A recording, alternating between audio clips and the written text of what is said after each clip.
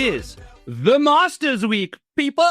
And it's also the Fantasy Golf Degenerates podcast brought to you by ProphetX, the best alternative to a sports book. We'll get to that later.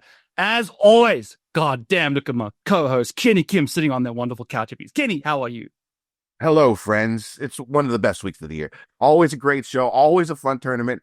I'm looking forward to it. It's like almost like it's our Super Bowl, basically. It's our Super Bowl. We're ready. Got a ton of info. It's going to be a great show. Let's get on with it. Let's get on with it, Kenny. So before we do that, we got to chat about the Valero. Be a quick touchy, and then we kind of move along. But I had 3 each ways that came through for me. Hatsutsunya did the harakiri on the final hole there for me. Stabbed himself with a sword to kind of get Bud Carley to a T5 for me as well. So this is second week in a row that my top 5 bet is kind of sucked up on the final hole to get the next guy in for me too. So we are running hot. Back-to-back profitable weeks for me. Heading into the Masters. Almost had Andrew Novak as the winner. We are starting to cook now. Kenny, how was your week? Yeah, I had Ryan Gerard. Thought there was a little bit of hope until that bogey late in the round. And then, of course, we saw what Harman did. It wasn't the most exciting ending, but at least, you know, Harman had that little story going. I don't know how he went through it. I mean, like, I guess his daughter was swept out to sea, and his nanny tried to save her, and the nanny, like, didn't, and she was put in a coma, and she's in hospice care, and she's probably not going to make it. Luckily, his daughter was saved. I guess this happened in the fall, right? I think it happened before the RSM. And then they were talking about how now the nanny is probably not going to make it and stuff like that. So pretty sad stuff. And to go through all that and still be able to get the win. I know he's not the most liked golfer out there just because he's so slow and so annoying to watch. But so annoying to watch. Yeah. Yeah. The waggle. The thing is, he's actually like gotten better.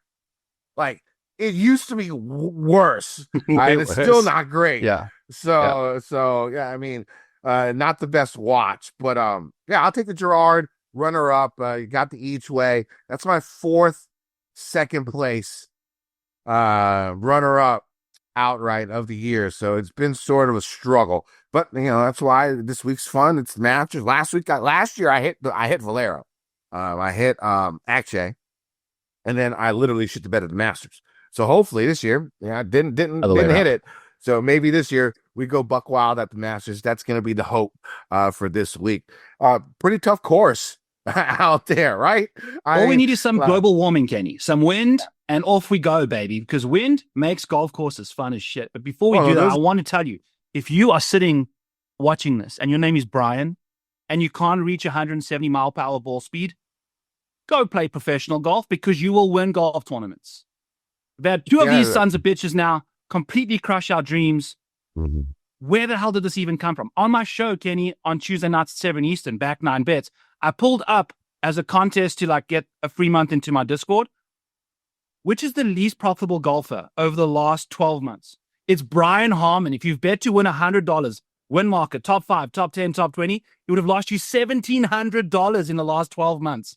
Goes and wins it this week. So crazy shit. But hey, you know, we can't all be Bryans, you know. Some of us are Byrons, some of us are Bryans. It's just the luck of the draw there, but hit me. Yeah, I mean, yeah, that sucks. I would have Gerard this week, and then of course Pockhider a few weeks ago. But what are you gonna do? You move on. You're losing sucks, but you move on. You try to improve. That's what we're gonna do this week. Other things about this past week. Anything else? LIV. Let's talk about LIV. I guess Leishman won, but a lot of guys up there that are playing in the Masters that played pretty damn well. You got Sergio, Rahm, Bryson sort of fell off in the final rounds. Yeah, I mean, I like Schwartzel this week a lot. If you think about it, 3 top 15s coming into to his last 5 events on LIV. He's actually like the best putter and best short game on LIV so far this season. $6,200. I think it makes for a good punt play. We'll talk about that here in a little bit. So I don't think you could really ignore these LIV guys when it comes to the Masters, because when you think about it and you look at the golfers that are on LIV that are playing, the reason they're playing more than likely is they've done well on this course. They're former champions, right? I mean, like, course history is such a huge part of success. here at Augusta. And for that reason alone, you really can't skip LIV guys. Phil and Reed finished what, top 3 like 2-3 years ago, right? I mean, not great form coming in for either one of them, either. So I think they finished 2nd and 4th, respectively. Like I said, the main reason, like the majority of these LIV guys are playing this week is because they've won this event in the past or have had a major win recently. There might be a couple that make it through OWGR or special exemption. For the most, it's basically a track record at the event. So I mean, like the Sergios, the Neimans, maybe not Neiman for you, but Brooks, Bryson, Rahm, all those guys. I mean, I think they're in play this week. Yeah, I think so too. He had a pretty good week this week. He's been playing sort of like ass, but obviously these guys are gearing up for the majors, trying to peak at the right time, right? And it seemed like Cam had a pretty good week this past week too, and his course history here is ridiculous. So ridiculous. I mean, how are you going about the LIV guys? First of all, do you think they're going to be a little bit maybe under-owned, or is that stopped in DFS? Like, do you expect their ownership to be a level with if they were on the PGA Tour? That's a good question, Kenny, because it depends. I think they will slightly be under-owned because it's just one of these situations where how many people are really watching LIV? Like I mean, I'm a diehard golf fan, and I watched today. That was the first time I've watched golf on Fox ever. Like, I love Cam, but even like on LIV, I just can't get to watching it, especially when the other golf is on. It's just not what I do. So ultimately, these guys will be slightly under-owned. There might be a couple dudes that are quite popular for very good reasons. But like you said, all these guys are on LIV because they've won their green jacket. They can leave there and come back here for the rest of their life. You know what I'm saying? So they are in good shape. I think when it comes to this week, I use strokes gained majors almost completely. I'll use recent form to kind of do a couple tiebreakers to kind of figure out, okay, how's this guy actually really playing right now? But when it comes to majors, it's such a mental thing. And some of these guys, even if they don't have the form, they can show the fuck up, man. And it's awesome because that's what majors are about. It's the 4 times a year you can cement yourself into legacy, baby. And that's what the majors are about. And the big boys come to the party when it's the major season. So I use strokes gained majors almost entirely. So it doesn't matter what these guys have done on different tours. It matters what they've done in the majors for me. So we'll be going through all of that stuff here in a bit, but it's good to see all these guys coming through. It's funny to see that Mark Leishman wins. I don't think he makes it into Augusta after winning, whereas, Brian Harman would have if he wasn't in. It's just kind of a weird juxtaposition over there, but oh, baby, I'm super excited for this week. So, Kenny, what else you got to say about LIV? No, I mean, that's the big thing about that. Anything else we need to talk about before we move on? Let's talk about, let's actually wait for a little bit. Let's go over, let's do our story time with Kenny. For me, it's been a tradition here at the Masters for, I think, the last 2 years, that I've been telling one of the all-time classic story time with Kenny's, everyone's favorite. We get a lot of new listeners at the Master. That's why I sort of like telling this story. It gets an idea of some of the entertainment aspect of our show that people tend to enjoy. So this is going to be our story time with Kenny, the Butterfish edition. If you're a long time listener, you guys have heard this story. You can skip it if you want, or you can listen to it again and enjoy it. All right, so I was dating this girl. All right, this is about 10 years ago, maybe 12 years ago. Now, man, time's just flying by at this point in time. But so I was dating this girl. It was a third date. And usually by the third date, my mantra usually when I'm dating is by the third date, you got to smash or it's time to pass. Basically, that's just the way it works for me. So, in the first couple of dates, I'm really good at listening. Try to listen, try to hear what the girl enjoys, different aspects of the girl's life, blah, blah, blah. Basically just so I can get into her pants. That's usually the way it works. That's why I'm single and still 44, because after I get into the pants, I tend not to listen anymore. It's a problem. It's a problem yes. that I have. I know this is a problem that I have. But anyways, so this girl was a third date. The first 2 dates, she was, she lived on some naval base growing up. She loves seafood. She was a big fan of Hawaii, blah, blah, blah. Like her favorite vacation destination was Hawaii. Like, I got all this in line. So I was like, all right, so third date, we're going to go Baltimore Harbor. Gonna take her to a nice restaurant, walk around the harbor, nice and romantic, blah, blah, blah. And then I should be able to get the job done. So we go to this place in Baltimore. I think it's called Roy's. It's a Hawaiian Asian fusion restaurant. Because she likes Hawaii, of course. It's right by You're Asian. in Baltimore Harbor. Actually, I think she said she stayed in Japan, maybe. She was a military brat. And so she stayed on a military base in Japan also. So it was like a Japanese Hawaiian fusion restaurant that was on, a harbor, blah, blah, blah. And its specialty was seafood. Like I checked off all the boxes from listening to her and like her favorite things. Like, this was good. So we get there and the special that day was called Escalar, right? It was called Escalar. It's white tuna. The funny thing is I actually had some today. I still eat it even after this story. I just don't eat as much.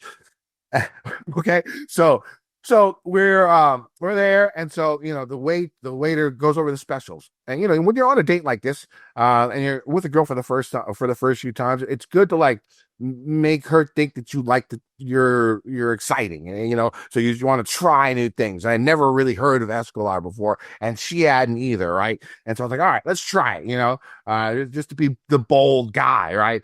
Trying new things and being cool with it. And, the girls tend to like that.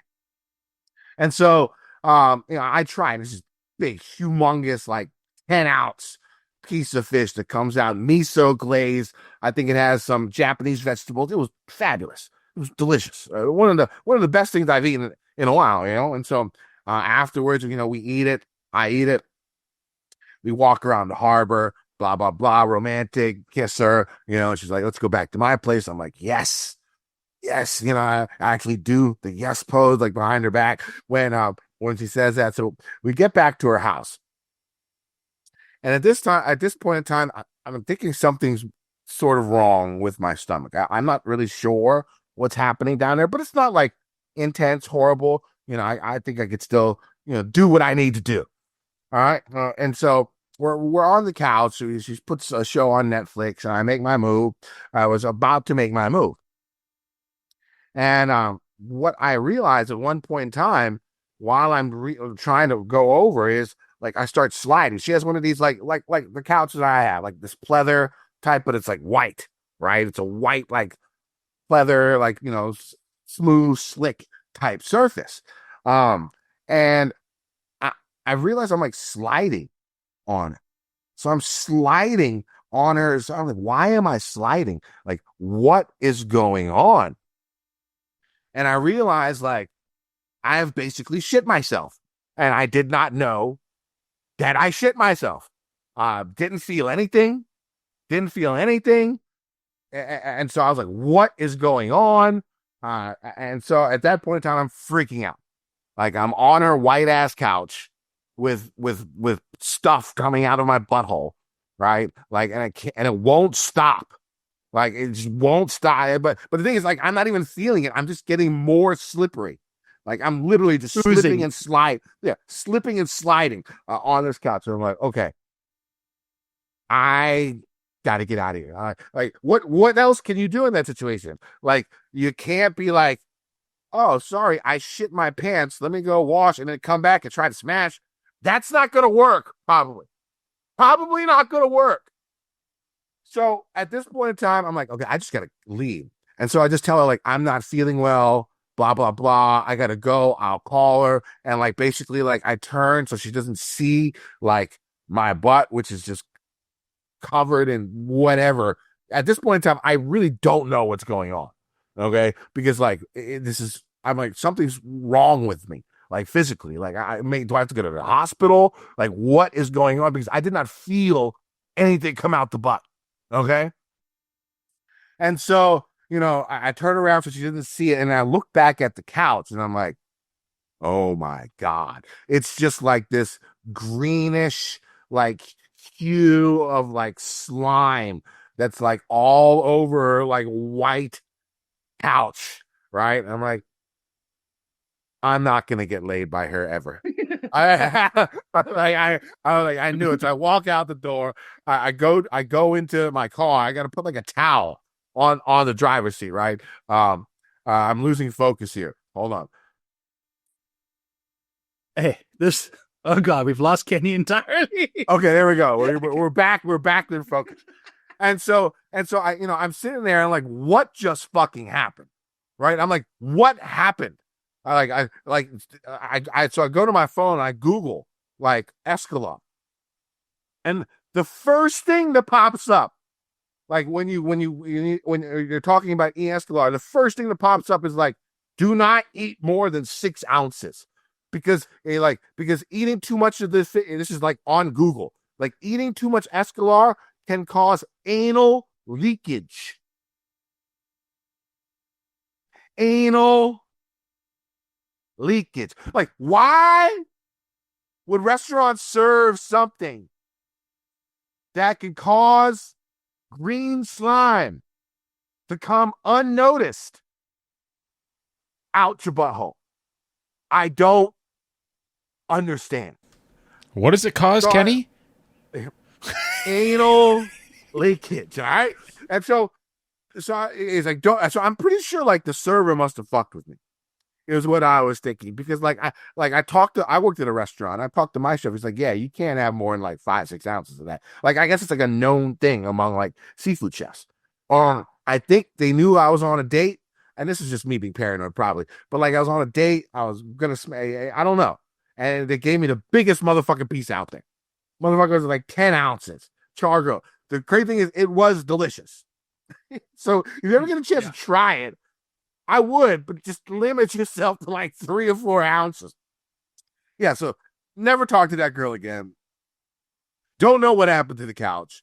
Like, it is one of the worst things that's ever happened to me in my life, but it also does make for a great story when it comes down to it. So that's the annual Masters tradition, story time with Kenny, the Tradition, Butterfish. unlike any other Kenny. Did she try calling you ever again, or reaching it?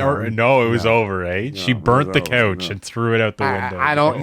I mean, I all she did was I cost her like $1,200 probably, because she had to get a new couch, right? I mean, like, I was just glad she didn't call me and be like, you had to pay for that motherfucker, because I mean, like, what argument would I have? I'd be like, I'll Venmo you right now. I mean, like, what other option would I have at that? Did you pay for the dinner, Kenny? That's the question. Well, of course I paid for the dinner. Yeah, well, then you're good. Like, that's collateral that's happened on the outside of things there, And all I can think about, I don't know if you've ever watched New Girl, but when Nick Miller like starts like getting an awkward situation, he's like moonwalks out of the situation there. I think I could totally see that's exactly what I did, because out of the room. Normally you would just walk normal out of a room, and I was like turn my body towards her, and I'm like, oh, sorry, and basically I was doing like basketball, like sidestepping, like sidestepping back and forth. So instead of walking, so she wouldn't see the back of my pants.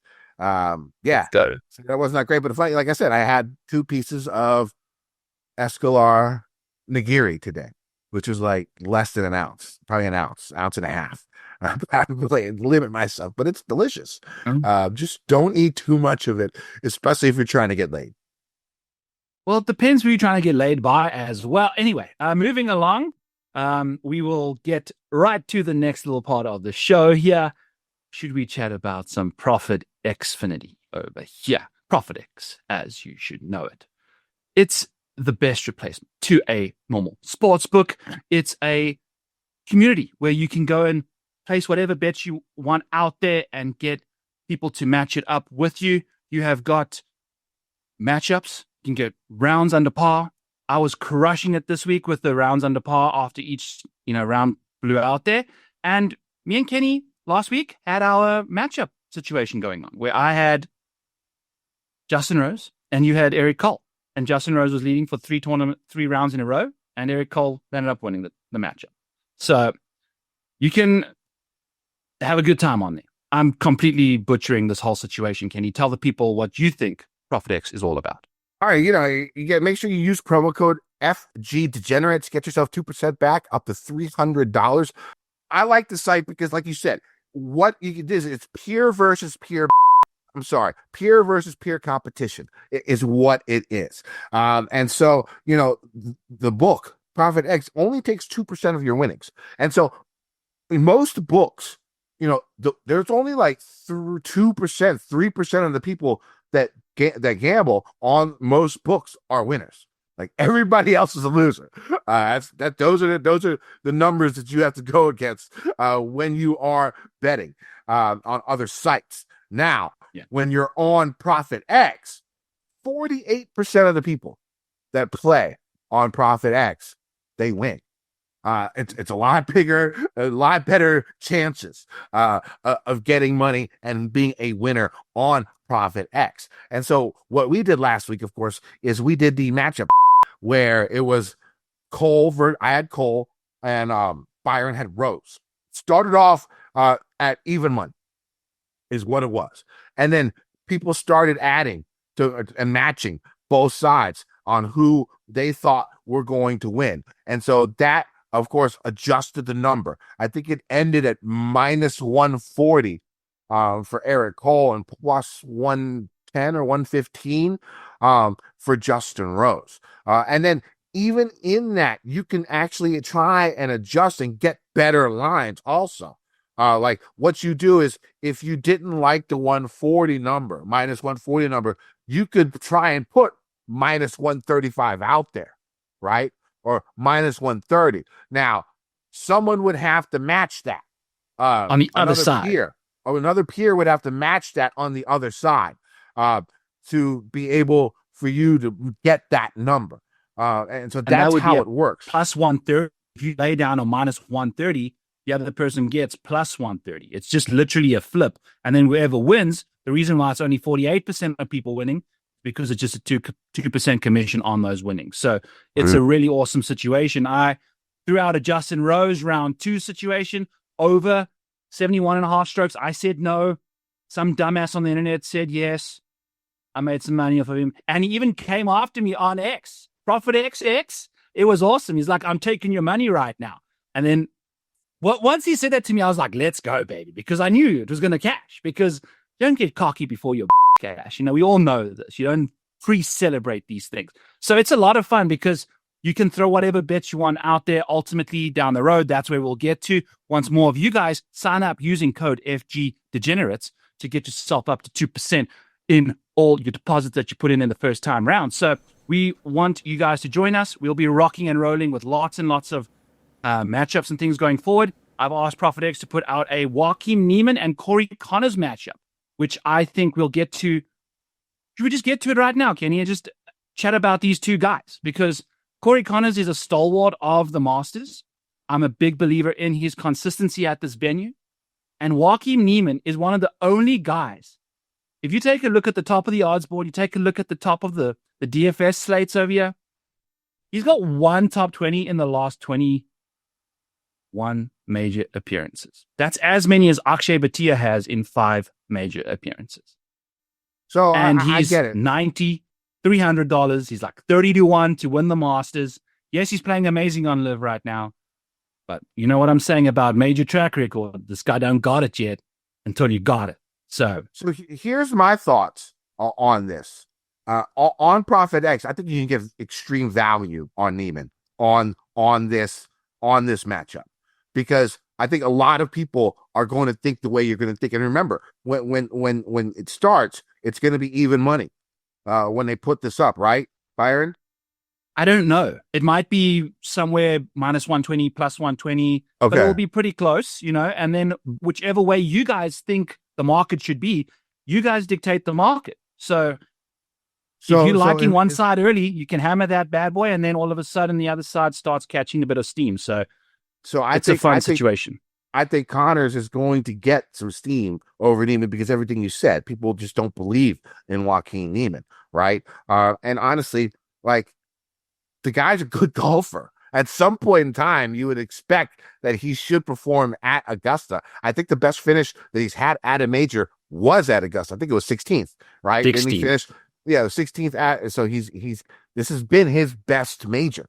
So if that number, which will probably start as Neiman as the favorite, I think a lot of the money will go towards the Connors line, right? Especially early when he's plus money. And then when you get there, and then, of course, the Neiman number is going to adjust based upon the liquidity that's going all into Connor's side, okay? So then I think that Neiman number can get closer and closer to plus money. I think it's worth that. And so we'll do this. We'll do this week. Again, I won last week, Byron. I don't think you've ever won a bet against I still owe you, Kenny, on the show. a Butterfish bet, which we'll have to still figure out how it's going. And I still owe you like 200 milligrams of gummies before a show, which I think we'll be doing for the 420th Fantasy Golf Degenerates show. So I'm down on like very bad bets to be involved in. And then I'm also down 1-0 in ProphetX. But I was outside of you, like I was pretty much crushing this I've got more money in my ProphetX account this week because people think, oh, I don't know what I'm talking about. But every now and then I tossed everyone a Tommy Fleetwood bone this week. And I said you're going to break 72. Didn't even break 80 today. So it didn't even matter. Like it's all good. I put it out there like Chad Ramey over 73.5, Tommy Fleetwood under 80.5. And it didn't even cash. Like it's what a pathetic performance from him. But it's a lot of fun. Like if you guys are in the mood for an awesome, hit me up. If we think it's a nice matchup, we'll throw it out there for you guys. We're going to get an FGD tab out there soon so that you guys can find all of our awesome matchups and things right under that tab to kind of just locate it instantly for you guys, because we're going to be promoting this stuff for you guys for the rest of the year. And it's going to be an awesome time. And it's going to take some time to get there. But we are rocking and rolling, and it's going to be a great, great time. I've already had lots of fun this week at the Valero. So the Masters, we're going to be repping tons of matchups out there. And so they've actually got a really cool promotion going on right now for the Masters. It's actually called the King of Augusta. Okay. So basically what it is all you have to do is tweet at ProphetX. Okay. And if your golfer wins, you'll actually get a split of $5,000 in your Profit Cash account, which is huge, right? So all you got to do is just tweet a play and tag at ProphetX. And then if your golfer hits, bam, you win. I think their official... Yeah, whoever picks them. I think the official handle is at ProphetX. So make sure you go pick your winner on at ProphetX. Make sure you have an account. Use promo code FG Degenerates. Get 3% back get 2% back up to 300. Right. Yes. Get 2% back up to $300. And so and then tweet them and pick your winner, and you can win a share of $5,000 for free. Some game theory. There's some game theory involved here because there's $5,000 up for grabs. Scotty Scheffler, if he lands up winning this thing, you're going to make probably like $50, $20.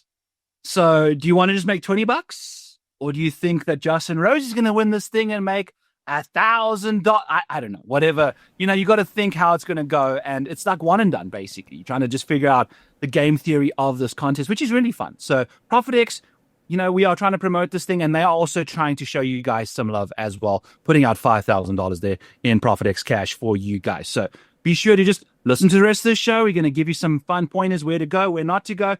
Fade us, don't fade us. It's going to be a great time. So I'm looking forward to a fun week at the goddamn Masters this week. Kendo VT on X. Byron, you have been so hot on Justin Rose. Is that a little preview that I hear?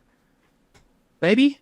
Justin Rose, he's that full swing episode has got me. It's got me by the short and curlies, and I can't stop letting him tug on them a little bit every single time. What's Rose's I see him price? tee it up. It's 100 to 1. No, on DraftKings this week. He is $7,200. 72. Okay, we'll talk about it because Yeah. I like about 745 golfers more than Justin Rose this week. So we'll go ahead and talk about that when we come to it. But let's go over. Okay. Make sure you go to our YouTube comments page. I'm looking at our comments page right now because I seriously doubt anyone picked Brian Harmon to win. So I'm going over. So Byron, why don't you tell them what they win? What do you need to do to get some winnings on our YouTube comment page while I look? Yes, if you hit the winner, and if you are the first person to hit the winner in the comments, you got to let us. Here's the thing, Byron. I'm throwing this out there, okay? And this is totally up to you. And since I'm doing it live on the show, you probably have no choice. But why don't we make it every person who picks the winner this time? Sure. So we can get I'm down. so we can get more people to go ahead and put their name in, and put their pick to win on our YouTube comments page. Like Byron is saying, go to our YouTube comments page, pick the winner. You can get the winner gets a free month of your Patreon. What were you going to say, Byron? It looks like you're going to say there's something. A stipulation. If you divide that by 100, if it's Scotty Scheffler and it's plus 400, you divide that by 100, it's 4. Only 4 of you will get in. The first 4 will get in. The higher the odds, I will let more people. Don't go and just all pick Scotty. I'm not going to have 400 of you in my Patreon Discord. He is running a business. I'm trying to make some money. He's going to tank his whole business, Kenny. Yes. If you don't want to wait for this winner to come through, use code FGD50, get 50% off your first month. It's pretty much going to get you all the way through the next 4 weeks for $15. So I appreciate your guys' support over there. All my models, my showdown stuff. I will be grinding my tits off this Masters. Family be damned. Got a 4-month-old baby. She's punted into the kids. I love it. It's the Masters week. You know how this goes. So we are grinding our asses off for you people over at the Model Maniac Patreon. I'd love it if you guys show up. All the graphics and stuff you're going to see on the rest of the show here come from all the tools that I provide for you guys there. So yes, comment on wherever you want, but there's a threshold. It's going to divide the odds by 100. And then I'll give you 5 Scotty Scheffler. So be the first 5 people to say Scotty Scheffler, Rory, 7, etc., etc. So yeah, and I just looked. Nobody picked Harmon last week. So make sure you go to our YouTube comments page. It helps our algorithm. Leave a nice comment on there. Go to our Apple, iTunes, whatever podcast page. Leave a comment on there. Give us 5 stars. Do all that stuff. Because this is always going to help us. And this is the week, of course, where we get the most new listeners. We get a lot of casuals. We'd like to keep them in here to enjoy our show. If you've been a fan of the show, the easiest way to help would be to do all those things. Leave a comment on our YouTube page. Pick the winner. Go to our podcast page. Leave a comment, 5-star review. Do all that stuff for us. This is the one time we never really asked anyone to do stuff like that, except for the competition that we do on a weekly basis. But this is our Super Bowl. This is the Masters. It will really, really help us. So if you guys have been a fan of the show, if you've enjoyed our content, if we've helped you win, if we made you laugh, please go and try and help us out this week, because that's how we get our show to grow, and that's how we keep going on and keep the show free, all the time. So if you could help us out, it would be greatly appreciated. And if you're lazy, just leave us a like. That's all that we want. It's huge. It's huge. Yeah, it's just small stuff like that. It really helps the algorithm and it gets it out to more people, and that's what we're looking for this week. All right, so let's talk about this week. Let's talk a little bit about Augusta. I know this is probably the most well-known course there is, right? But I'll still go over the nitty-gritty with you guys to go over everything. The first major of the year finally upon us as the top golfers in the world, a few amateurs, and a whole bunch of old head former winners who have unlimited ties pass to this course, ascend to Augusta National Golf Club to play the Masters. You can hear the Masters theme song in the background. Jim Nantz is our friend. Azaleas in full bloom. And the members of Augusta used to think it was a good idea to have limited TV coverage. Not so much now. We're getting a little bit better. More TV coverage. Seems like year in and year out, it's growing a little bit. I think we get like 7 hours a day now, when it used to be like 4 or 5. So it's getting better. It's getting better when it comes to it. And they're giving us range coverage with all sorts of metrics and radars and spin and carries and clubs. It's going to be awesome for every single golfer. Yeah, that is pretty cool. The range, they have the app. I don't think they do every shot anymore, but they'll have the featured groups and all that good stuff. So it's going to be fun. I put my PTO in. I'm off Thursday. I'm off Friday. If you guys want to chat about what's going on, I'll be on X probably all 4 days at Kendo VT. Make sure you check it out. Of course, so many memorable moments here at Augusta. Over the years, Jack Nicklaus in 86, Greg Norman choking away a few victories, Freddie Couples keeping that ball dry on 12, Tigers chipping on 16, Spieth, all that stuff. First major win, and is of course collapse the following year. There's plenty of excitement for bettors, fans, and DFS players. Now, let's get to the course. Augusta National an Augusta National Golf Club is a 7,500 plus yard par 72, 4 par 3s, 4 par 5s. The par 5s are where the majority of the scoring comes from, as they are the 4 easiest holes on the course. And the 6 par 4s over 450 yards are where golfers will need to just hold on and just try and make par. There have been a couple of changes the last few years. The 13th and the second hole come to mind. They added 35 yards to the 13th hole with a new tee box. The window to hit a good drive has sort of shrunk because of this. 13 has routinely been one of the easiest holes on the course, but with these changes, it's made it a little bit more difficult. There's still plenty of birdies on this hole. The people who I think it affects the most are probably golfers who hit predominantly cuts off the tee.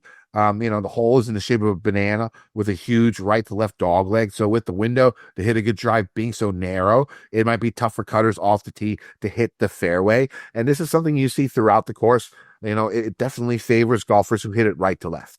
That is just the way it is. And lefties who hit a cut is what this golf favors. It doesn't mean that's the end all be all. But like if you're looking at like numbers and stats in some different places, like I think predominantly like left miss in the rough or something, there is some stats like that, right? On Fantasy National, yeah. Yeah, on Fantasy National, on the PGA website. That's how you can see if golfers are predominantly golfers who hit a draw. If their miss on the left is more on the right. That's the easiest way to figure that out. Now this year, last year they added 10 yards to the par 5 second hole and moved the tee box. It's been an easy par 5. I don't think it really affected too much of the scoring last year.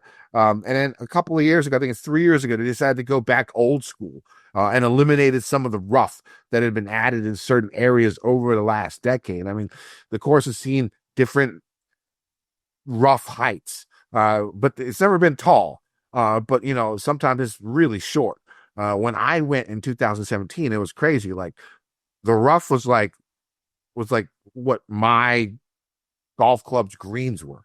You know what I'm saying? Like for a lot of it. But we've seen a couple of years where they actually grew the rough out, maybe 1.5 inches. Basically like what we saw at this past week at Valero.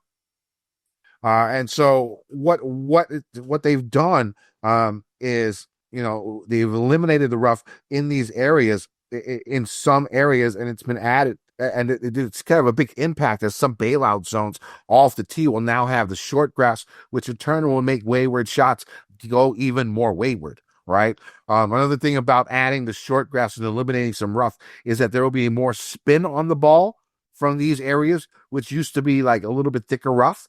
The rough has actually helped golfers on holes with huge false fronts because a lack of spin keeps the balls on the green instead of rolling off the front of the green into collection areas and stuff like that. And of course, this also depends on the firmness of the greens. Something you have to pay attention is the weather, how much rain they're going to receive, because that really does make a pretty big difference. Not as much as other courses though, because the thing about Augusta National, they have the most state-of-the-art sub-air system that there is. So unless they get deluged in rain, they can keep those greens pretty firm. Even if they do get a little bit of rain. Now, off the tee, golfers are going to see tree-lined fairways with above average width, bunkers and landing areas, and light rough. The fairways are heavily undulated and usually lush. So even though they'll have some roll, it's not going to be like the U.S. Open where if there are dry conditions, at the U.S. Open, that ball can roll out like 50 yards. Even in super dry conditions at Augusta, you're not going to get that much of a rollout. If golfers miss the fairway and hit into the trees, they're going to have to deal with approach shots from the soft pine straw, which is always tricky. And again, the shorter rough around the fairways leads to more balls heading in to the pine straw. Water is also in play on a few holes on the back nine. On approach shots, golfers going to see greens that are above average in size, but that's misleading. First off, most of the greens slope heavily from back to front, which makes hitting approaches under the hole super important. There are also many slopes and contours on the greens that they play much smaller. Golfers will have small aiming points on approach shots to actually get the ball close. Also, because of how firm the greens usually are, it makes the correct landing spot that much smaller. Most greens are elevated and are shaped like an upside-down bowl along the edges and have little to no rough surrounding them, so many balls will be left in collection areas around the greens, which are always tough to get it up and down from because of the firmness and quickness of the greens. The greens use bent grass. They're going to be fast. Stimpmeter rating of around 13.5 or greater.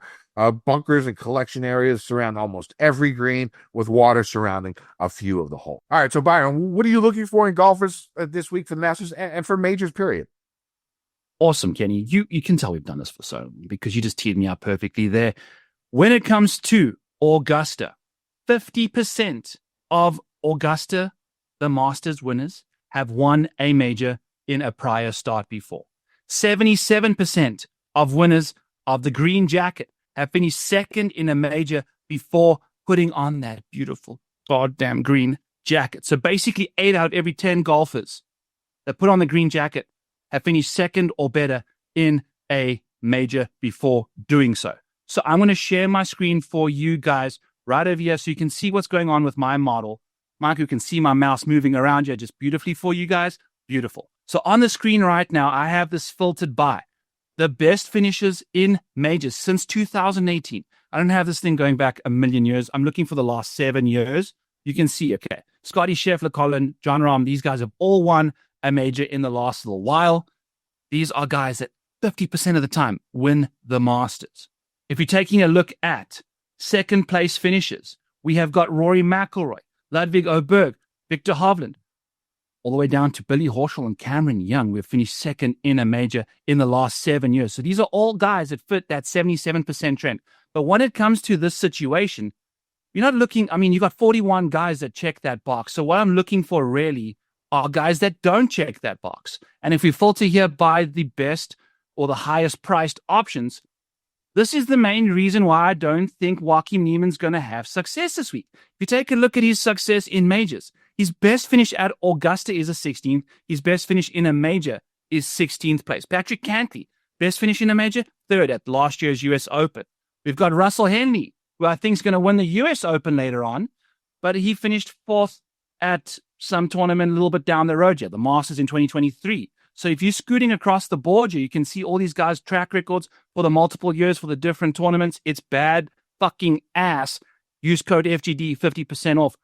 Code FGD50 for 50% off at the Model Maniac Patreon when you are looking at this stuff. So we've got all these dudes that I'll be looking at. Yeah, they are above $8,000. Robert McIntyre has not got a second place. Akshay Bhatia, Russell Henley, Minwoo Lee, Tyrrell Hatton, Patrick Cantley, and Joaquin Niemann. These are all guys that don't have a second place or better in a major over the last 7 years. So these are guys that I won't be betting at all to win the Masters this week. If we're taking a look at best finishes in the Masters over the last little while, the course history is super, super dependent, but it doesn't necessarily lead to who's going to win. It just leads to who's going to play well here. And finishing inside the top 5 for DFS is critical. So these are guys that have finished first or second in the Masters over the last 7 years. We've got Sungjae Im, who had a second place finish in 2020. He's only had 5 Masters tournaments. This guy feels like he's been around for forever. He's only had 5. So it's been a lot of fun. Ludwig Berg showed up, finished second. All of a sudden, his very first major, his very first Masters. Unprecedented stuff. We'll get to his metrics behind the scenes and why I don't think he's going to do that well again this year. But as always, we've got Scotty Scheffler at the top, all that jazz. So if you're looking to kind of find really cool information, I've got all the Masters finishes for the last 7 years. I've got major finishes for the last 7 years. I've got how people do in these different majors. Like if you take a look at top 2s in majors, you can just filter on who's had the most top 2s going on over here. And the funny thing is, you can also filter on top 20s or top 10s. So I'll filter on top 10s over here and scroll all the way down to Hideki Matsuyama. You think like Hideki Matsuyama is a major stalwart? No. He's only had 3 top 10s in his 26 major starts. Like, it's crazy to see. So there's a lot of fun stuff you can guys find over at the Model Maniac Patreon. These are trends I'll be looking for going forward. We'll discuss each guy individually over the next little while. But Kenny, the course history here is, we've said in all our prior shows, when it comes to course history for the Valspar, that's great course history, but it's not even in the same tier as the Masters. The Masters is tradition like any other, unlike any other. You know what I'm saying? When you play well here, you play well here. And it's just a tier above. You know, it's the best goddamn golf tournament there is out there. So let's get into it. When it comes to stats, some stats that I'm looking for golfers, always, strokes gained tee to green, strokes gained approaches. This is a second shot course. That is the way this course goes. Par 5 scoring, strokes gained around the green, par 4 efficiency from 450 to 500 yards, touch of driving distance. That's going to be basically my model for the week. There are some crazy little tidbits that I've gotten on X. Justin Ray posted this. This is the top cumulative scores at the Masters. I think it was the last 5 years. The last 5 years. It's going to be Scotty Scheffler. I'm sorry, this is at the majors. In the last 5 years.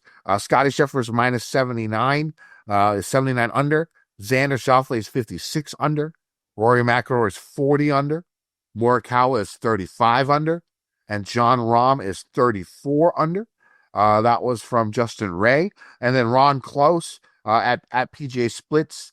He runs Bet Spurts. Yep, PGA Splits 101. He runs Bet Spurts. So he says not a single player has consecutive top 5s at the Masters since 2020, when Dustin Johnson followed up his second in 2019 with a win. The only other golfer to accomplish it in the last decade was Jordan Spieth, who followed up his second in 2014 with a win in 2015 and a runner-up in 2016. In 2024, nobody in the top 9 from the 2023 Masters finished better than 9th, and they had an average finish of 42nd. 2023 Masters, nobody in the top 12 in 2022 finished better than 10th, and they had an average finish of 39th. This goes on all 2022. Nobody in the top 6 in 2021 finished better than 6th, and an average finish of 43rd. 2021, nobody in the top 6 in 2020 finished better than 10th, and an average finish of 54th. So it seems weird because it is course history, super important, but then you see numbers like this. It's just interesting tidbits. I'm not looking into this too much. It's just when I saw it, I was sort of shocked when I saw it. But let's get to our Kenny. I want to add, I went all over the models and the major trends and things. When it comes to Augusta specific, like course stuff, I was listening to Shane Bacon's, like the Augusta Twitter handle did a Spaces, and they were speaking about how mini drivers will be introduced a lot more this week because guys are looking to kind of find that happy medium. The way modern drivers are built, they built so much to reduce spin that they kind of hit these tumbling fades down fairways. You mentioned that guys need to hit these ropey draws around these golf holes. A 3-wood is the best club to do that if you're looking off a tee. The drivers don't work so well. 3-woods really provide you with a bit more draw spin. So mini drivers fit right in between the mix there because they give you a bit of extra distance, but also allow you to hit those ropey draws, which are very important for this week. Also, the reason why drawers and lefties of the golf ball have succeeded here so well is because they have had to shape it around. Now, with modern day technology evolving, these golf holes and the tee boxes have been shifted so far back that the shot shaping off the tee isn't even that important, or not even that important. It's less important than historically because the tee boxes are so far back, you're just hitting it straight to the corner. You're not trying to whip it around the corner. You're hitting it to the corner and going from the corner to the green. So it's just a weird way that the golf course has kind of evolved over the years. And as you can see, like the lefties have kind of not necessarily won as many over the last little while, but there's not that many lefties in the world, so that could be a very small sample size outlier. But fun stuff nonetheless. All right, so let's get to our at kickbackgolf.com betting segment for this week. Go to kickbackgolf.com, use promo code FGD15. Get yourself 50% off all their cool merchandise. They have amazing Masters gear. If you look at Byron right now, he's rocking the Scotty Scheffler jersey. I know Mike's going to put up some of the stuff from their site while I'm talking about this. They got they got the Spieth Masters jersey. They got a Scheffler Masters jersey. They got, basketball jerseys and baseball jerseys from the colleges of different golfers. One of my favorites is the Dustin Johnson Coastal Carolina basketball jersey. They got stuff from different countries. They have a Sung J M. I think they have a Siwoo Kim also, a Korean basketball jersey. So they got a wide array of different types of cool clothing merchandise that you normally don't see for golf gear. I don't know how cool your golf club is. Hey, I don't know if you can actually wear this while you're playing golf. But if you're going to, but it'd be a nice gift for a fan and, somebody who's a big Sung Jae fan, big Siwoo fan, big Scheffler fan, big Scotty, Bryson, Koepka, Spieth. They got all the guys on there. Great for gifts. Make sure you go to kickbackgolf.com, use promo code FGD15. All right. So you want to go ahead and start this week, Byron? You got some bets for us? I'll slap you guys with the sweat bets for the week, which are going to be guys that are at the top of the DFS set. I'm going to go down in DFS pricing, down for the next little while. And I'm going to give you a little more than 5 this week because I did a massive article about these guys on X at the Model Maniac. It's my pinned tweet. Go check out for all the different details that I will be speaking about for the next little bit here. So we're going to start off with Scotty Scheffler, who's $12,400 in DraftKings. I'm going to rock and roll with this guy in the top 5. He is minus 115 for a top 5 in this situation. And Scotty Scheffler has led tournaments in majors. 30% of the Masters rounds he's played in, he's been in the lead. If you go into the next top 5 categories, he's done that for 40% of the time. So inside the top 5, 40% of his rounds around Augusta, we know what his track record is here. Obviously, 2 wins in the last 3 years. In between the 2 wins, he finished 10th, but that was when he lost like 4.5 strokes putting. So hopefully that doesn't happen again. At the Houston Open, he putted out of his mind. Maybe he can find himself inside the top 5. Now, Scotty Scheffler hasn't necessarily played the greatest golf entering the week. When it comes to the ball striking front, we can chat more about him in the DFS side of things, but that's the bet number 1. I'm going to be going with Scotty Scheffler top 5, minus 115, and you're going to take on those dead heats. I think that's a little way more expensive if you're taking Ty's paid in full for the top 5. I like to take the dead heats on when it's negative odds. So Scotty Scheffler, top 5, minus 115. We're taking a look at Rory McIlroy. It's a fun bet. And I think the pressure is just far too much for Rory to kind of succeed this week. So I'm going to rock and roll with a Rory McIlroy first round leader, 16-1, and go grab those 5 places each way because Rory McIlroy has finished inside the top 5 on Thursdays of a major in 25% of his last 31 starts. So 1 in every 4 starts, he's inside the top 5 after a Thursday at a major. So you're getting 16-1 to win the first round, and you're also getting him at 4-1 for a top 5, which he's done basically 1 in every 4 times. So I think that's a very fair bet for one of the more popular guys. He's also never won the Masters, never played that great over here. It's a good way to attack his market, which is very, very strictly priced right now. So I think Rory McIlroy, top first round leader, top 5 in first round is a great way to go. Then Ludwig Oberg is going to be a top 10 bet for me at plus 150. If you take a look at what Ludwig did last year, his best around the green metrics, Kenny, was plus 0.15, 0.2 strokes around the green. And around Augusta, you have to have a deft touch. And he had his best career putting performance in his debut of his very first major. He had his career best putting performance. So I think with the around the green issues that he's got in the majors, it's been brutal. I think he lost about 7.5 strokes in the majors last year. It's going to keep him outside the top 5 this year. Unless he has another career putting performance, which is very unlikely. I think a top 10 at plus 150. Or he just hits every green. Well, you can. But, it's also fucking Augusta, baby. This is a beast of a golf course. So he's got some scar tissue, especially around Amen Corner over there. So we'll see what he gets up to. Colin Morikawa hasn't won a major in a hot minute. Been struggling on Sundays. But I like him for a top 5 at plus 300. We've mentioned the bet for Colin Morikawa 14-1 for a top 20 in all 4 majors. That's down to 9-1 now. So I would probably still go there if you're looking for some long-term action for a top 20 in all 4 majors for Colin Morikawa at bet 365. But if you're just looking for this week, a top 5 at plus 300 is Colin Morikawa's calling card. He has been sensational with the top 5. So it's just been really, really impressive for Colin Morikawa. And if you take a look at his major track record since 2021, he's been inside the top 20 in all 4 of his Masters appearances. So if you're looking to kind of take some serious juice on the negative side of things, you can bet that top 20 if you want to lay that. He's done it pretty much 4 straight times, 5 straight times. It's been really impressive from Colin. So give Colin Morikawa a top 5 bet for plus 300. He's been flirting with that top 5. I think he's going to be right around the top of the leaderboard this week, and plus 300 seems like a fair option. John Rahm, top 10, plus 115. Plus 115, basically even money. If you're looking for John Rahm, he's been finishing inside the top 10 pretty much every single time he tees it up on LIV.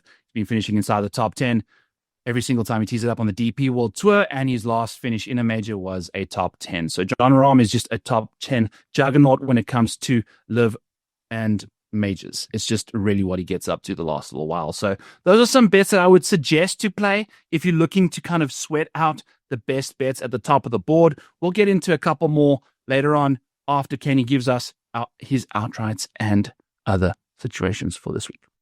So my first outright for this week. And here's the thing. I haven't bet these numbers yet. I am going to wait until Monday to see if there's any drift.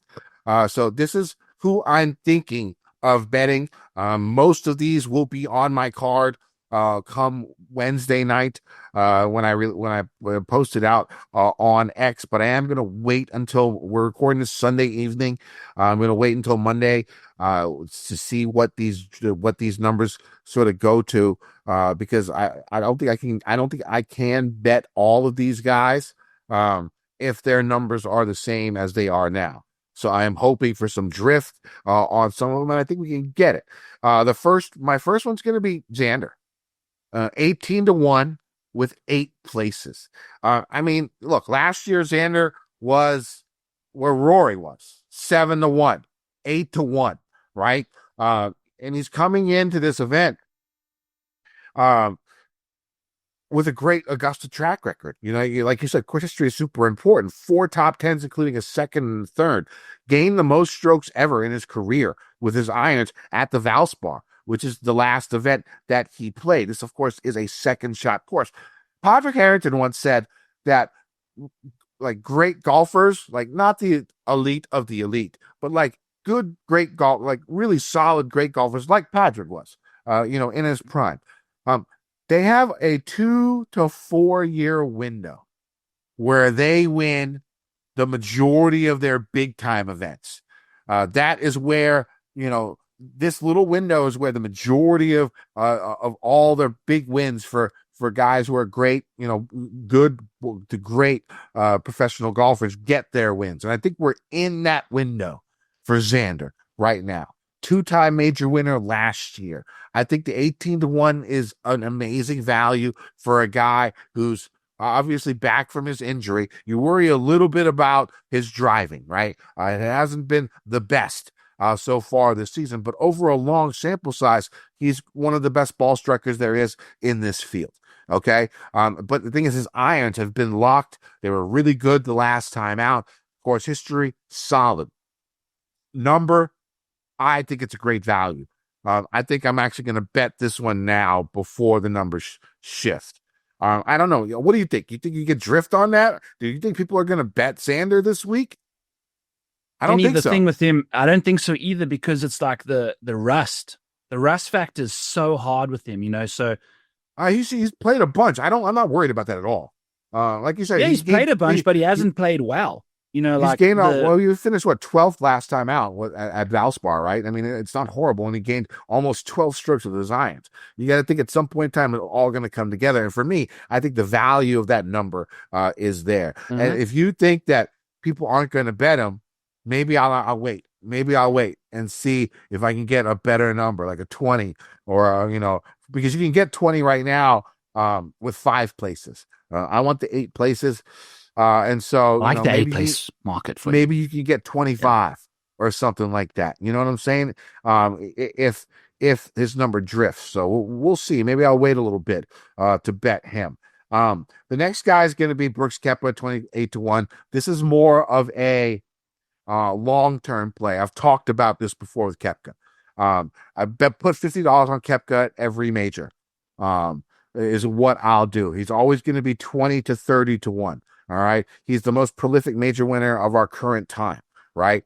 And so I've done it since his last win, 2023 PGA Championship. It's been 6 majors since then. He hasn't won any of those, but I have 14 more. I said in 5 years, you go ahead and put $50 on Koepka at every major. All right. I think he's going to win 1 out of the 20. Like if he wins 1 out of the 20 and his number is usually 20 to 30 to 1. Right? You're going to at least break even. Is the way that I see when I make a Koepka bet at a major, right? And so, that's at worst. I think you can get him at 35 to 1 this weekend. I think people aren't going to bet him either. He might get up to 40, right? You get a 40 to 1 Koepka at a major. I mean, shit, you gotta fucking. I feel like you have to bet it. So that's one bet. This one, I'm not sure. The next one, it's somebody that's on my list, and if he gets to 40, I think I might have to play him as well. Right now, Patrick Cantlay is 33 to 1 with 8 places. The reason I like him is because his iron game has been unbelievable here in his last 5. His strokes gain approach in his last 5. He's gained 4.4 at the AT&T, 3.5 at the Genesis, 3.3 at the API, 2.4 at the Players, and then a shot and a half, 1.5 at Valero. Short game of strength. Been in the lead on the back 9 at Augusta. I think in the same vein as Xander, where people didn't think that he could win, he's a talented guy. I think at some point in time, he should be able to contend, maybe even win a major. I think the Masters would be a good one. You saw him, I think it was the year Tiger won, or maybe it was the year after, that he was in the lead on the back 9. He sort of, shit the bed like a lot of golfers do at the back 9 at Augusta. But if you could get him at like 40 to 1, I don't know if I'll do it at his current 33 to 1 with 8 places. But if I can get 40 to 1 with 8 places for him, and you get the 1/5 of that, so you get like 8 to 1 or something like that for a top 8. That's pretty good numbers. Right, for the each way. But I'm probably not going to get there with Cantlay unless it gets to 40 to 1. But one guy I am going to bet at 40 to 1 with 8 places is Russell Henley. Dave Tyndall. He does a trends piece. He was on Pat Mayo's show this past week. He's been very, he actually was the leading point getter in his piece. And Dave is a really well-respected handicapper across the pond.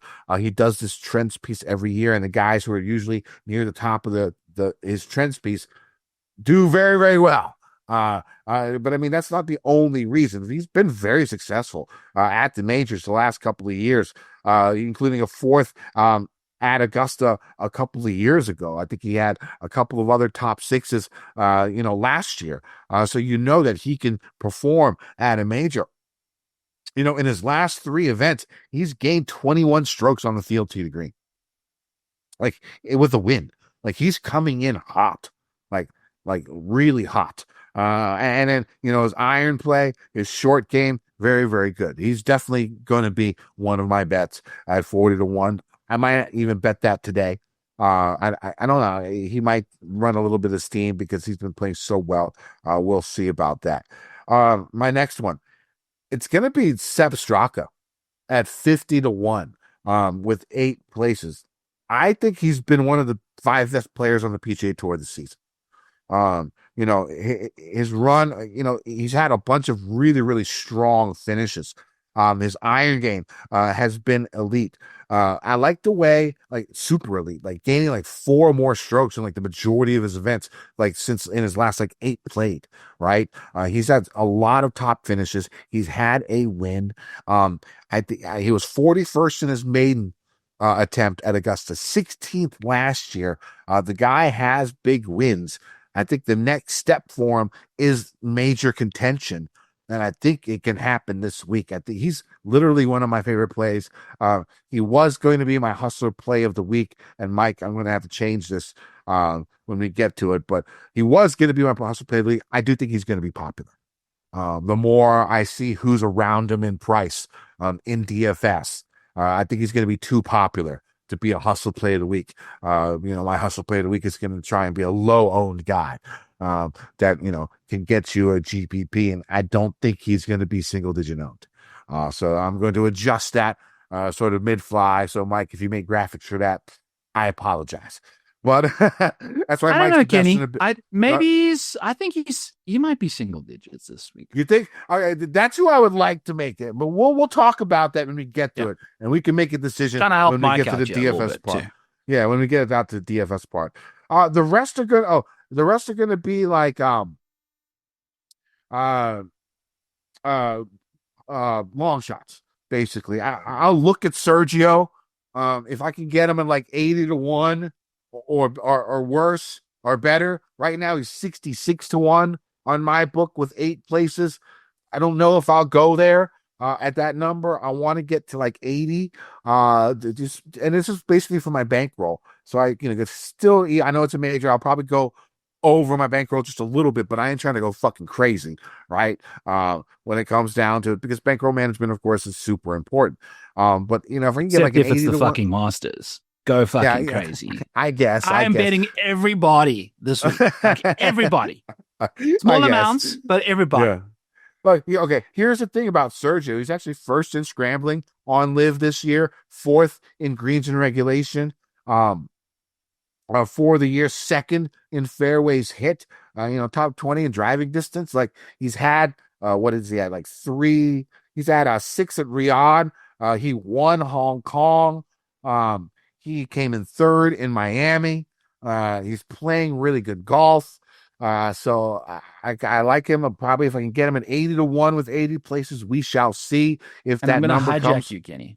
Go ahead. Hijack your Sergio bet there. I bet him at 100-1 already, and he was -7 on the par 5s this week at Miami at Doral. Yeah. So par 5 scoring at the Masters is important. He's won the Masters before, so he's checked that box in 2017. Love what Sergio's been up to.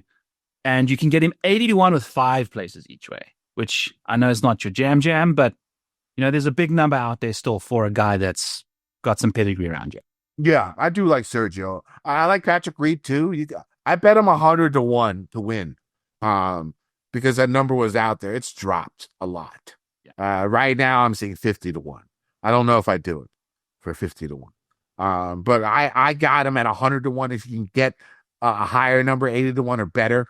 And that's with no each way. So, we'll see how that goes. The guy has been playing solid golf. He had finished top 10 this week in Miami. He came runner-up in an Asian Tour event a few weeks ago. So the guy's playing a lot of golf around the world, trying to get into these majors. I like that him and Sergio seem to be doing that.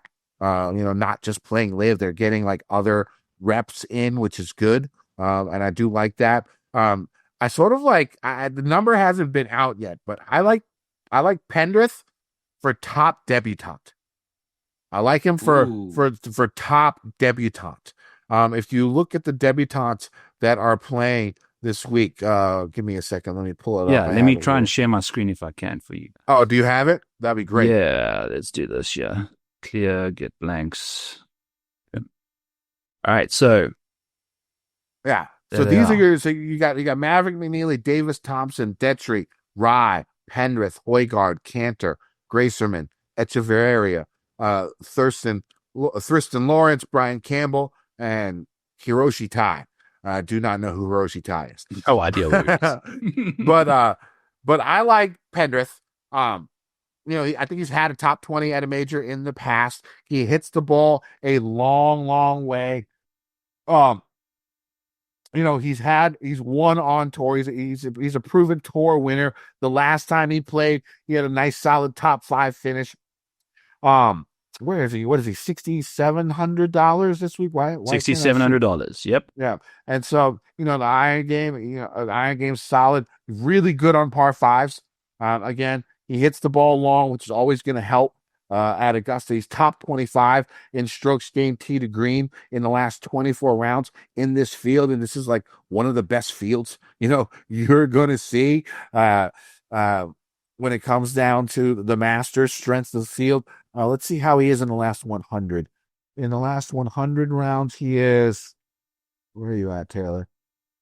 He's 42nd in tee to green, so it goes down a little bit. But again, I like his length. I like his par 5 prowess. I like the fact that he's already won on. Of course, he won on tour recently with a good finish. Was it at the Players where he finished top 5? Or Pendrith? Yeah. Or was it Valspar? He's been finishing inside Texas Children's Open. Houston. Finished it was fifth. Houston. Pebble Beach, Houston. Farmers Insurance, both top 10s as well. And now, here's the thing. Houston, that's what I was thinking. Houston, they tried to mimic Augusta as much as possible. He did finish the top 5. So I like him as top debutant. I don't know what his number will be. I haven't seen him out yet. But he is like 125 to 1 with 8 places right now.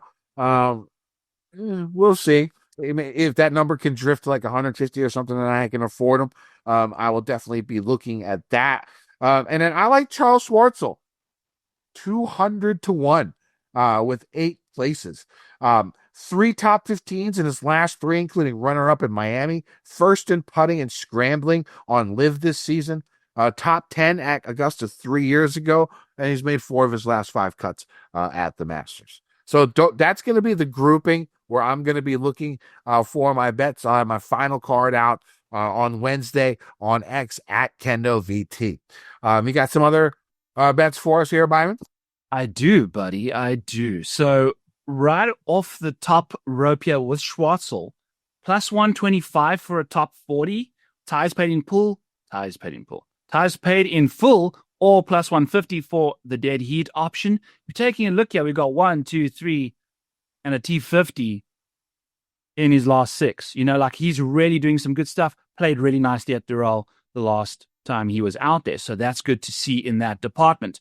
Then I'm going to go all the way using my tools, scooting over to the best bets at the Masters. So in the last 5 years, if you filter on the Masters tournament over here, Patrick Reed, top 20.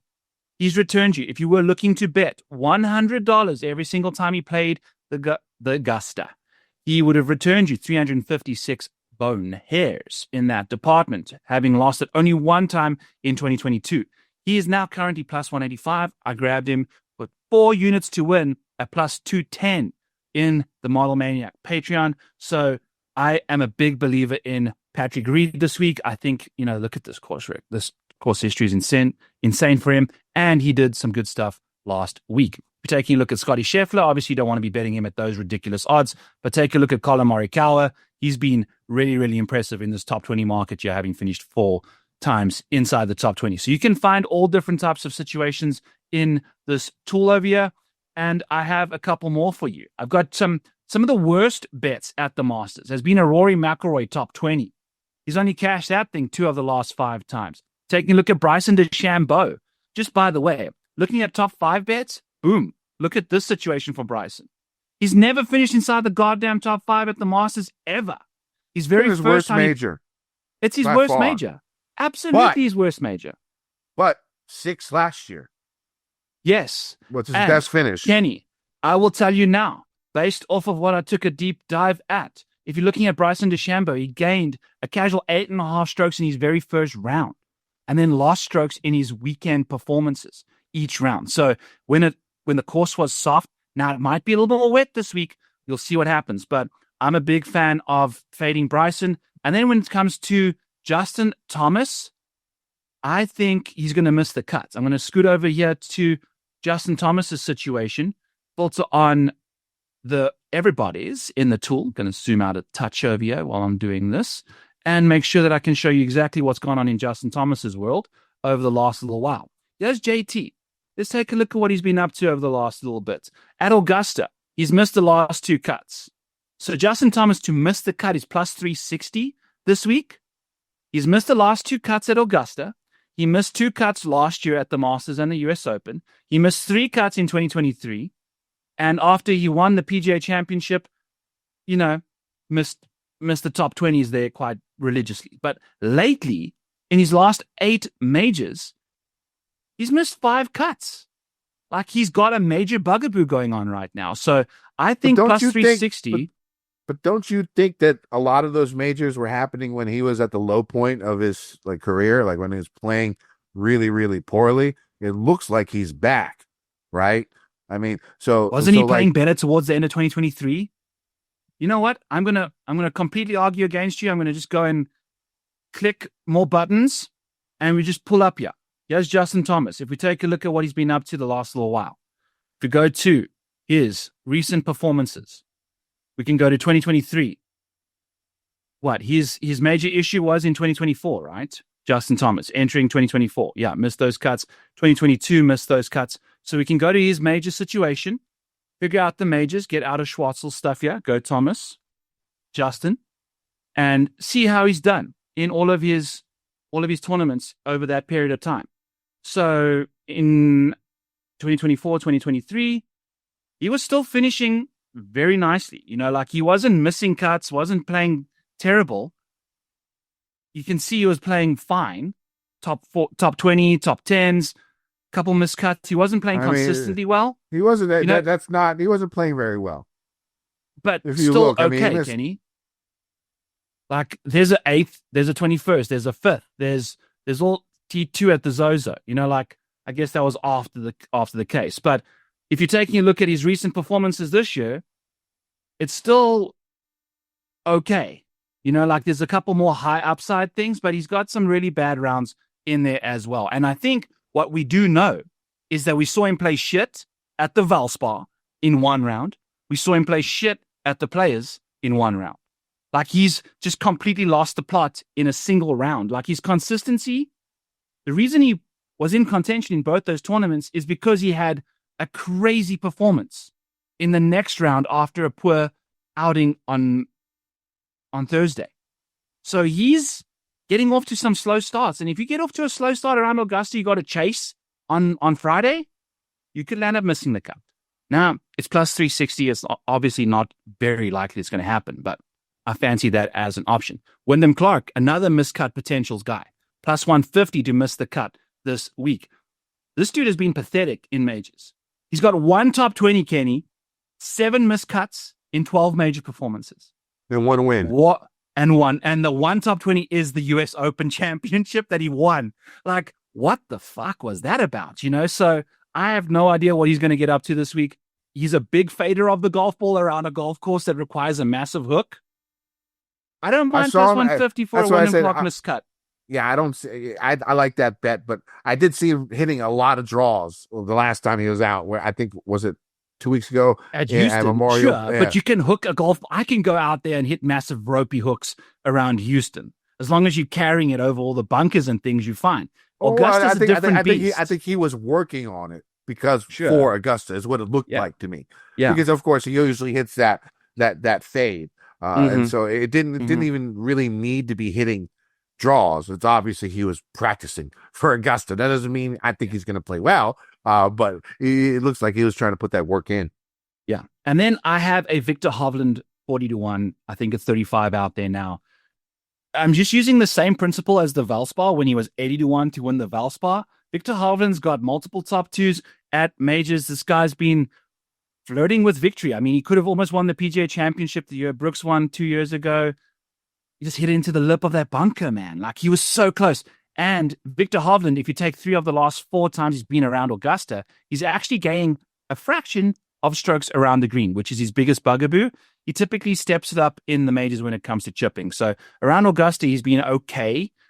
Could absolutely bite you, but at 35-1, if you're looking for someone that can really have upside, there's not that many guys that are really providing you with that option other than Victor Hovland, you know. So I know his best finish is only 7th, but, you know, he's had multiple top 30s in the last little while. So it's a nice number. I'm also looking to kind of get into Rory. I know I haven't bet that yet. I'm just waiting to see what happens. I'm so skeptical, Kenny. This week is the weirdest week. I just don't What believe bet are you talking about? Rory outright? to win. Yeah, I've just bet these. I bet Sergio and Victor at 100-1 and 40-1. So maybe I'm sitting at 5.5x. It is what it is, you know. Like it's the Masters. I'm gonna have some fun. Scotty not playing the greatest. Rory, you know, like, he's playing very, very good going into this year. It's his 4th best ever track record he's had entering the Masters through January, February, March in his like 16 or 17 Masters appearances. Now, those years didn't quite pan out that well, but everyone around him isn't necessarily playing the greatest at the moment. So I'm tempted to catch a 7 if Rory kind of drifts a little bit. We'll see. But I bet him I bet him 3 times this year, Kenny. He's won twice. If I don't bet him this week, he's going to win. If I do, he's probably not. So I don't know what to do. I can't do it. I couldn't do it. Well, and I do want to talk about Rory and Scheffler. Do you have more bets? No, we can jump into. I will have a lot more bets on my show when I have all the books, all the odds on Back 9 Bets at 7 Eastern on Mayo Media Network live. Hit that live tab, 7 Eastern on Mayo Media on Tuesday. Since we're recording this on Sunday, can I come on your show? Absolutely, dude. Come on over. Maybe I'll come on and get a little bit more updated on the bets and stuff like that, and we can go over and have a little bit of fun on your show on Tuesday. We actually have Byron's audio feed is going through all of our Fantasy Golf Degenerates audio feed. I guess that goes out through the podcast now. So yeah, so great. You'll always keep in touch with him. So if you hop on his show, it's even better. Yeah, I'll hop on Tuesday, since Byron didn't mind. Let's go to our DFS blood, sweat, and tears for this week, and let's talk about Rory and Scotty. Like you said, there's issues with these, and it also comes to the like the betting without market. I'm not doing that this week. I'm betting regular markets. I'm not fucking with the betting without, and the reason why would be, okay, for Scotty, there's only been 3 golfers to ever win back-to-back Masters. Their names are Tiger Woods, Jack Nicklaus, and Nick Faldo. Those are the only 3 golfers that ever won back-to-back Masters. Now, he had a good showing, at the Houston Open. I think, what did he finish 2nd, right? Scotty did, and his iron game has been looking good. It looks like he's back to fruition. It would shock me if he went out and won. Hell no, it would not shock me. But I think it's a good calculated risk to not bet him, and I'm not playing him in DFS. I'm also big. Go ahead, Byron. Neither me. He hasn't eclipsed ball striking, Kenny. When he was leading into all of these majors, 2024, 2023, he had multiple tournaments where he was averaging 2+ strokes ball striking per round. He hasn't had better than 1.9 this year. And the T2 at the Houston was all putter related. Now, in 2022, when he won the Masters, he was having similar ball striking, didn't quite eclipse that 2+ mark per round, but he'd won twice. Like, he just figured he hasn't won yet. I understand that he's finding his groove and might have just found it at the Houston. But I think he has to find his fastball this week still. He doesn't have it in his pocket right now. He's looking for it. And at the prices and the odds that he's at, I can't get there. at all on him right now. He's overpriced given his form. It's course history that's going to really carry all of that weight. And I can't get behind Rory either. I mean, like you said, the mental aspect of this tournament and to go through it. I mean, when he was 21 years old, he had the fourth worst. It was the fourth biggest lead blown after a 54-hole lead. So he was 4 strokes up when he was 22 in 2011, going into the final round and finished 15th.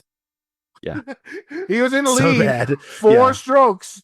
4 Uh-huh. strokes in the lead going into Sunday and finished 15th. So this has been, a brain. That's Keith Mitchell stuff. Yeah, this has been like in his head since he was 21 years old. He's had multiple other chances at this event. He knows that it's to get the Grand Slam, and to really cement himself as one of the greats. Again, like Scheffler, if he did it, would I be shocked? No, I would not. And I would actually be happy for him. It would be nice to see. It would be good for golf to get it done. I just can't bet that, and I can't play him in DFS. So those are the guys. I'm not going to play those guys. And then Mike, I'm sorry. I made another adjustment on the fly. I'm changing my cash game cornerstone. It was going to be Oberg, but I'm blaming you, Byron. Good. Your talk Good. on Oberg earlier sort of made me double think about it, and I'm going to go Morikawa instead as my first cash game cornerstone. The guy's 4 straight top 10s at Augusta. Obviously, he hasn't been able to win, but he's been having really strong finishes. Probably been the third best player, probably the 4th best player in the world in the last 12 months. But he hasn't had a win. This is DFS. He's $10,400. I'm playing him in cash. You don't need a win. Give me a top 5 from him and be just fine. I got no problem with that. So I'm going to go ahead and use him as my first cash game cornerstone in the 10K range. I'm either going to play Oberg or Rahm in GVPs. It's going to be one of the two. Oberg, for me, it seems like this course is suited for his game. I think he's going to win multiple Masters.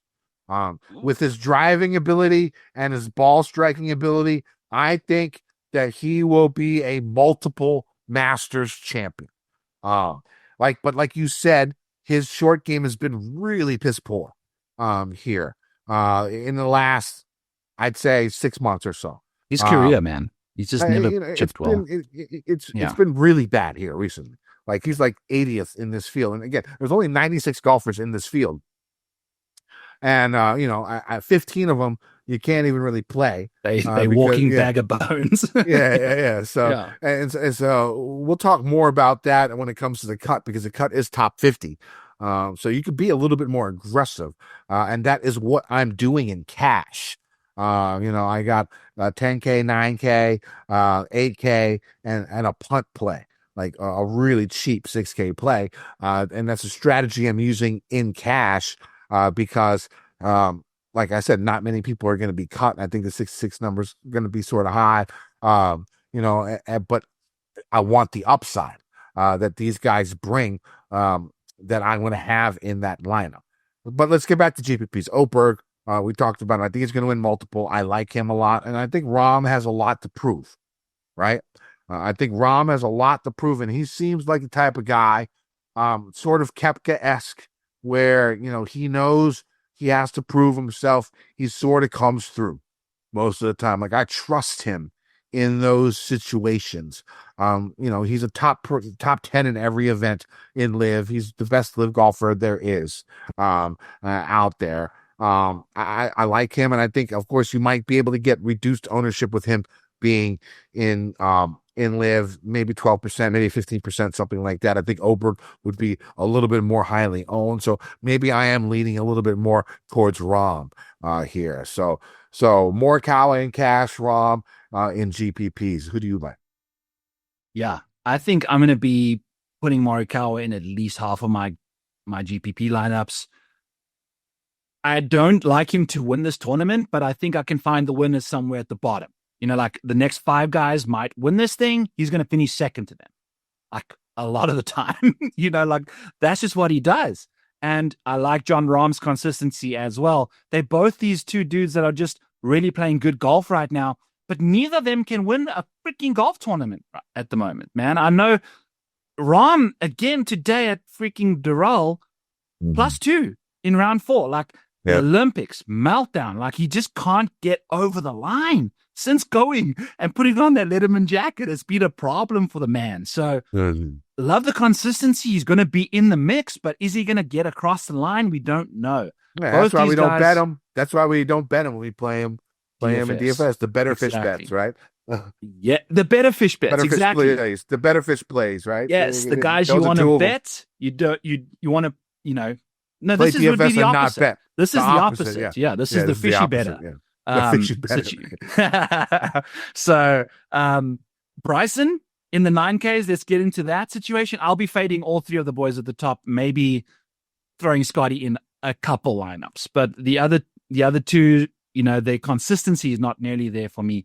If you say Bryson as well, his best finish was here last year. He did 8.5 strokes in the first round, lost over the weekend. You know, like that's when the money's made. He finished 6th.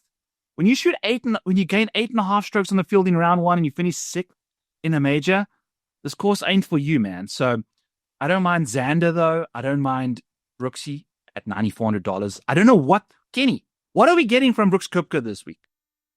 I don't know, man. He's had decent finishes on LIV. I mean, he hasn't been like the greatest, but he's had a few top 10s. I think he had a runner-up or top 3 recently, if I'm not mistaken. I'll double Singapore. check. He won Singapore. Oh, he won. Okay, that's right. Yeah, but he's played well there, or second at Singapore, whatever. He played well at a golf course that he's always played well at on LIV. You know, so maybe that helps him with Augusta course history. And while I'm speaking, Brooks Koepka, since 2017, if you just take his score to par for 2024 and 2022, he's 44 over par in majors. If you take a look at his every other year, which excludes 2024 and 2022, since 2017, 102 under par. So like one of the most historic major guys ever. But when he's not doing it, he's not doing it. Those 2 years, I don't think he had a single top 20. You know, that's the thing about Brooksy. Those 2 years when he was sort of injured too, right? I mean, he had injuries and nagging injuries and stuff like that. Was he injured last year? And it's not last year. So it was the last 2 years? 2024 and 2022. He had. Oh, okay. No 2022 is the year. 2022 is the year I was talking about. Yeah. Where he was injured and he got his confidence was shaken, and that's why he went to LIV. Because he didn't think he could get his game back to where it needed to be. And then, of course, he won the 2023 PGA Championship. I think Koepka sprinkle him in there. I usually do. I'm going to. I like Xander a lot. Yeah. I like Xander a ton. I think it's value at $9,800. He's my second cash game cornerstone. He plays this course incredibly well. He won 2 majors last year. His iron game's back. We talked about him already. At $9,800, it seems like a steal. His floor is high. You know what I'm saying? He's got a high floor. He can win it. And he can win it. I think he can win. I think he can win. So at $3,000 less than Scotty Scheffler. You know, like if he has his ceiling week, he can beat Scheffler. Yeah. Maybe not. Maybe he loses to him in a playoff, whatever, you know, but $3,000, you got $3,000 extra dollars to spend everywhere else in that lineup. You know, this is DFS we're speaking about. Now, here's the one thing I will say, if you want to play Rory and Scott, I think it's very easy to do this week because I like the 8K range better than the 9K range. Like, I love this 8K range. So you can, I think you can go Scotty or Rory, and then go a couple in this 8K range, a couple in the 7K, one in the 6K. I think that's totally a good way to make your lineups if you're going Scotty or Rory up top, because I do love this 8K range. I mean, like almost every single guy. I mean, Shane Lowry, it seems like his game is into form. His iron game's really, really strong. Minwoo Lee coming off a win. He's had 16th place finishes, 2 top 25s here at Augusta in 3 appearances. Now he's got that PGA Tour win. He's got that confidence. Will Zalatoris, course history, incredible. If you take away Saturday, the last 5 holes of his last 2 events on Saturday, like he's top 10ing those events, maybe winning those events. So you look at his current form and it doesn't look great, but it's literally 5 holes on Saturday for his last 2 events that crushed him. If he just shot half what he shot on those over par, you would have been much better looking when it comes to current form. But my third cash game cornerstone is going to be Russell Henley. Again, iron game, short game, strong. We talked about Dave Tyndall's trends piece. He's had success at the majors a bunch in the last couple of years. He doesn't mind playing these hard courses, and he seems to do well. Finished 4th at Augusta a couple of years ago. So I like Russell Henley as my third cash game cornerstone. I like Patrick Cantlay. I talked about him also. If I had to rank my favorites here, it would probably be Henley, Cantlay, Lowry, and Willie Z. Willie Z and Lowry probably tied. But those are the 3. Those are the guys I like. But I like Bhatia. I like Bobby Mack, and your boy Cameron Smith. Good showing on LIV again this week. You want guys that are starting. So I want to do a ProphetX bet for you. Go ahead. Cameron Smith versus Patrick Cantlay. Okay, let's do it. I'll take Cantlay. Okay, it's my boy. Cam is my guy. I'll be rocking the wig on Tuesday night, baby. I do like Cameron Smith, but I mean, I love this range. Like, I mean, if you want to get weird, just like 4 guys here. Pound them in there. You know what I'm saying? Let's go. Like yes. if you want to get weird, if you're playing like the $10 milli, right? If you're playing the Brooks $10 and a couple of 8s. Yeah. Koepka and then like 3 or 4 8K guys. Yeah. Just do that. And then I think even if you do that, I don't even think you have to go to the 6K range. I don't even think you have to. So I mean, I love this section. And now, of course, since I'm a chalky guy, what that would probably lead to is the 9K range is going to be the dead zone, because there's always a specific dead zone, right? When it comes to DFS, and it's usually the 8K range. Like overall in DFS, like the 8K range is usually the one that gets skipped over. I don't think that happens this week. I think the 9K range is the range that is going to be skipped over. So if you like some guys in that 9K range this week, I think it's time to go hard on them, because it's going to be the week where that is the dead zone. You're going to see ownership drop in that 9K range. And if you want to win the GPP, I mean, it might be one of these guys, in this 9K range, like a Fleetwood or a Neiman, or a Decky, who are going to be low owned.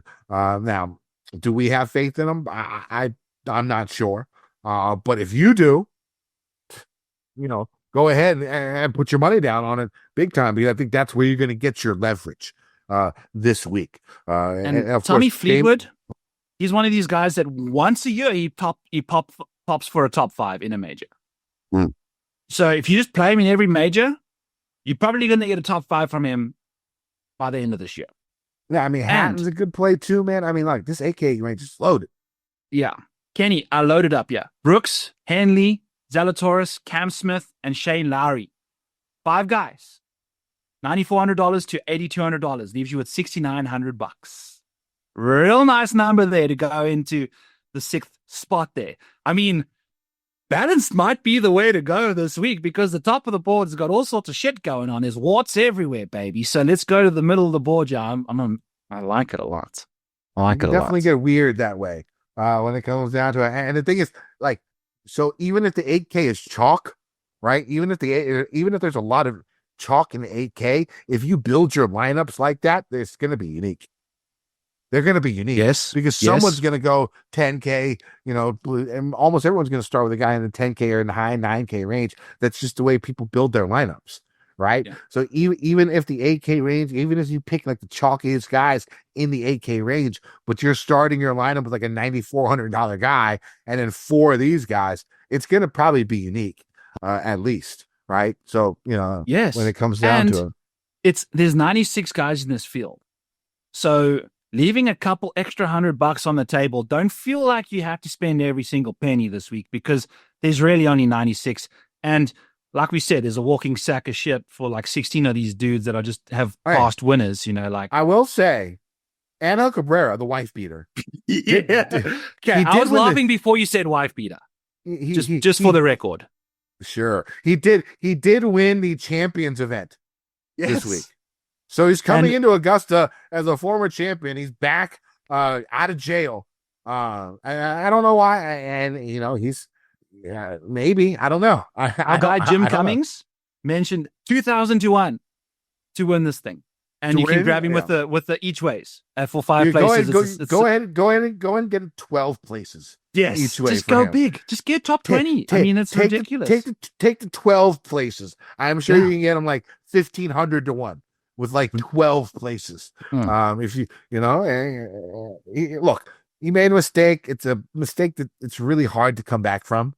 Like that's like a real big no-no, like, beating women, especially in my mind. But like he's at least trying. Like what he said after his win was good. Like, he's trying to make changes in his life. He knows he made mistakes. He basically owned up to the fact that he fucked up. Right. And so at least that's good. His playing partners, when I watched after that's all I really saw was the end of the round. KJ Choi gave him a big old dap and hug, man. There's sentiment and sympathy on the Champions Tour. These guys, their morals. Well, like old Korean guys. The thing is, KJ Choi is an old Korean guy. Old Korean guys, some have been known to beat their wives. So maybe stop laughing at that stuff. God damn it. So maybe, I don't know. Old Korean people have a very different way of looking at the husband and wife dynamic. Now maybe KJ's not that old. I don't know. I don't know. I don't know how KJ thinks. I'm just talking about in general.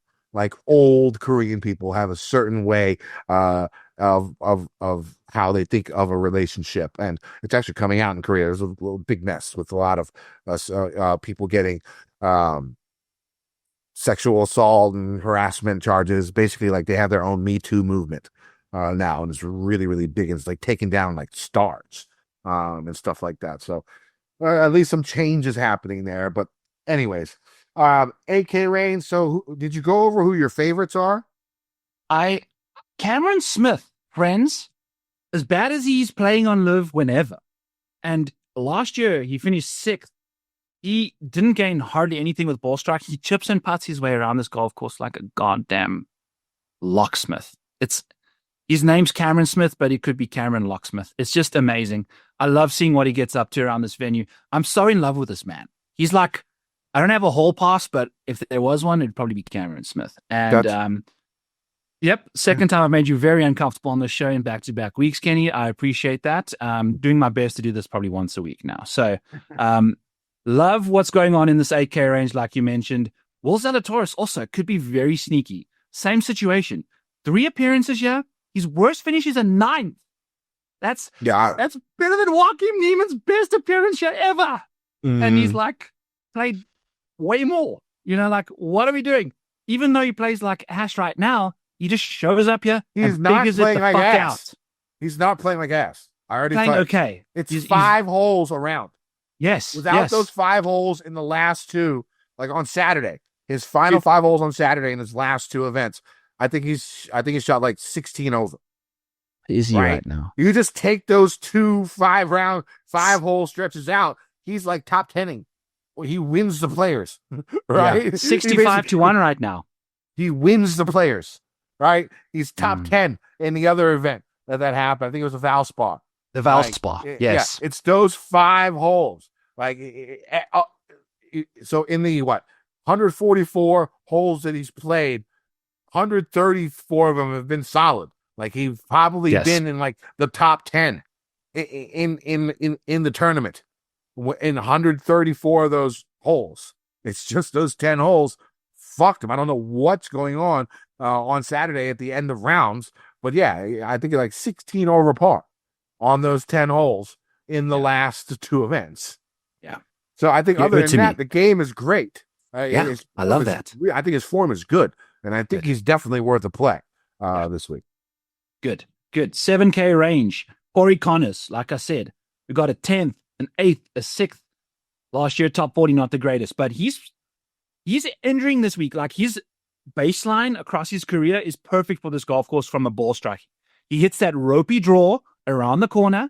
His long irons are immaculate. And now he's chipping shit in from everywhere and putting stuff well. So, like, his short games is about as sharp as it's ever been entering this week.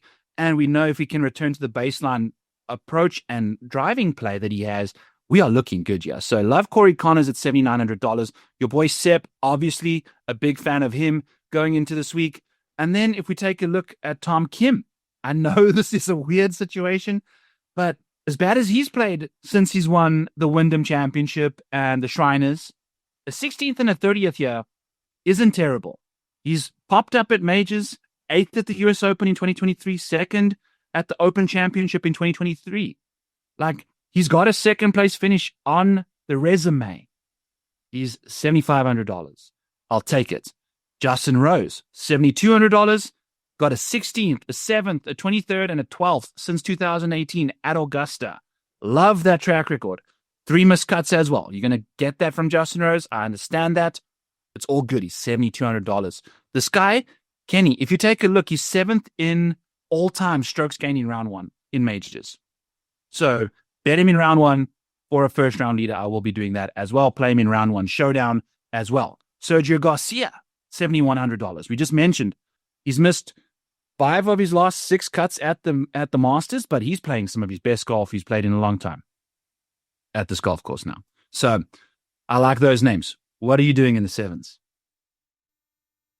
I like Sepp. He's my favorite. I think Sepp is going to be my favorite play on the board. Any price. I just have a good feeling about him. I think that, he is on the verge of becoming like a top 10 golfer in the world, especially with like how good his iron game is. Then we've seen him contend and win big time events already. I think the next step is at a major. And I think this one, 45th his first time out, 16th his next time out. I think we see a top 10 from a minimum. I think we can, and I would not be shocked. I would not be shocked if he wins this week. I mean, like, that's how much I think Sepp, how big of a fan I am of Sepp Straka. Now, he was going to be my hustler play of the week, but I think a lot of people are going to be thinking the way I am. And I think he's going to be highly owned. I think he's going to be, because if you look at the people around him, like, oh yeah, there's no one popular. Mm-hmm. Like, literally, there's no one. Like, the most popular guy around him might be Corey Connors and Patrick Reed. And those guys aren't even going to really fill up the ownership stat sheet, right? I mean, so I think just based on where he is and the price, I think he's going to be very high. So he can't, and I don't care. I'm going to use him because I think he's going to be worth it. But because of that, he can't be my hustler play of the week. So I'm going to shift my hustler play of the week. Mike, hit the music. It's going to be Sergio Garcia at $7,100. Again, we saw him with good performances here recently, like 3 top 6s, a 3rd place this past week in Miami. Again, he's been like one of the best putters. No, I'm sorry, not the best putter. I went over this earlier on the betting segment. So let me go ahead and bring this back if I can get this info back from Sergio. Give me 1 second. And we look. Okay. So he finished, so he's 2nd in fairways hit, 1st in scrambling, 4th in greens and regulation, all on LIV. He had a 6th in Riyadh. He won Hong Kong, 3rd in Miami. The big thing about him is this is a Ryder Cup year. Luke said they're all going to take, LIV players. He wants to show that he can make the team. And really, the only way he's going to really prove it is at the majors. He has to do well at the majors because this is like a real event. I'm not saying LIV isn't a real event. It is. But there's a stigma when it comes to LIV and like how people are playing there, and it's only like 20 golfers, that competition. That stigma is there, and it's not like that's not known to Luke Donald. So I'm sure he wants to see him perform at the majors. And this is the big first step. I don't think he's in all the majors either. So, if he gets top finish here, he gets into all of them. I think it's super important for him this week. And I think he knows it, and he's coming in. It was really, really good form. He wants to make that Ryder Cup team. So give me Sergio Garcia as my hustler play of the week. I do like Patrick Reed at $7,300 this week. Again, he's been playing a lot, not just LIV, but on other tours. Has had good finishes. Another top 10 this week in Miami. But I'm not the biggest fan of many people maybe in this range. I mean, maybe I give a look at Maverick McNeely with a good finish this past week. At $7,100. Debut. It's not. Yeah, I thought he played once already. Is this his debut?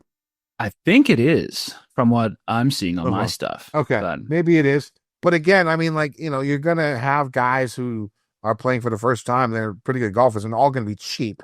I mean, we saw with Oberg last time. I mean, it's not my favorite play, but I don't really have very many plays that I like in this low 7K range other than Reed and Sergio. Do you see anyone else in this low 7K range that you're a fan of? I don't do this guy often, and this can be my beanie play of the day.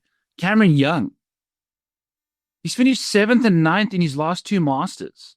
This dude is a major hustler, Kenny. 8th at the 2023 Open Championship, 2nd at the Open Championship in 2022, 3rd at the PGA Championship in 2022 as well. He pops off in these majors. He sucks. He showed a little bit of life at Valero. Just enough to just inject himself and then a puke and rally type situation at the Valero into the Masters. I think he's going to be totally cool. 7K flat. Shows great pedigree around this golf course. I don't see him being that highly owned either. Yeah, I sort of like that play. I sort of like it. I can get behind that. We've got to figure out a different. I'm going to post hustler play. I need to come up with my own one. I'm just completely just like the hustler play kind of situation. And whatever. We'll figure it out some other time. Billy Horschel, Kenny, top of the 6K range. He now possesses a 2nd place finish at the Open Championship. So he checks that box. Now, the problem is his best finish at the Masters is a 38th in 2020. Tough. Probably not his course. I like JJ Spawn at 6,900. He's been having low-key great season, right? I mean, he had that win. He's had some other high finishes. His iron game has been borderline elite. He comes in, 16th in my model? In the last 100 rounds, he's come in 16th in my model in this field. And then you go to last 24, and he's 6,900 this week? Let me get down to him. In the last 24, he's 8th in my model in the last 24 rounds. I do like him. He's been really good at longer par 5s. Here recently, his iron game has been really, really strong. Again, a guy who's been trending upwards the whole year. Give me a little bit of JJ Spawn. I like Taylor Pendrith. We already spoke about him in the betting segment. I'll go Brian Harman. Coming off a victory, left-hander at the Masters. He has the confidence coming in. At this price, I think it's worth the juice is worth the squeeze for a guy who's coming in with confidence. At this event, former major champion, so we know that he can do it. Right. If you go down a little bit more, I like Charles Schwartzel. He's going to be my final cash game cornerstone. this week. I'm going with Charles Schwartzel at $6,200. We spoke about him on the betting segment. He's had some good stats lined up on the LIV, best scrambler, best putter on LIV so far this season, coming off a third place finish in Miami with a couple of other top 15s coming into the year. Top 10 finish at Augusta 3 years ago, made 4 of his last 5 cuts at Augusta, and of course is a former winner of the green jacket. So my cash game cornerstones for this week, they're going to be Colin Morikawa at 10,400. Next, it's going to be Xander Schauffele at 9,700. Russell Henley at 8,400. And Charles Schwartzel at 62. This leaves well over 15K for your other 2 picks. I think right now I have Straka and Reed as my last 2 plays. We'll see if I adjust that or not as the week goes on for my cash games. Who do you like in the 6K range? Kenny, love the Patrick Reed call. I'll sprinkle a couple Billy Horshells in. So a really weird situation here is Thomas Dietrich. And if you take a peek at what Dietrich's been up to, he missed a million cuts, never finished inside the top 40 prior to 2021. 2022 rolls around, the Open Championship. He finishes 34th, finishes 13th at the Open Championship, finishes 4th at the PGA Championship, finishes 14th at the US Open last year. This dude is starting to find a groove. If you're looking for, I know you mentioned your guy, who was your top debutante? Pendrith. I don't care who, Pendrith.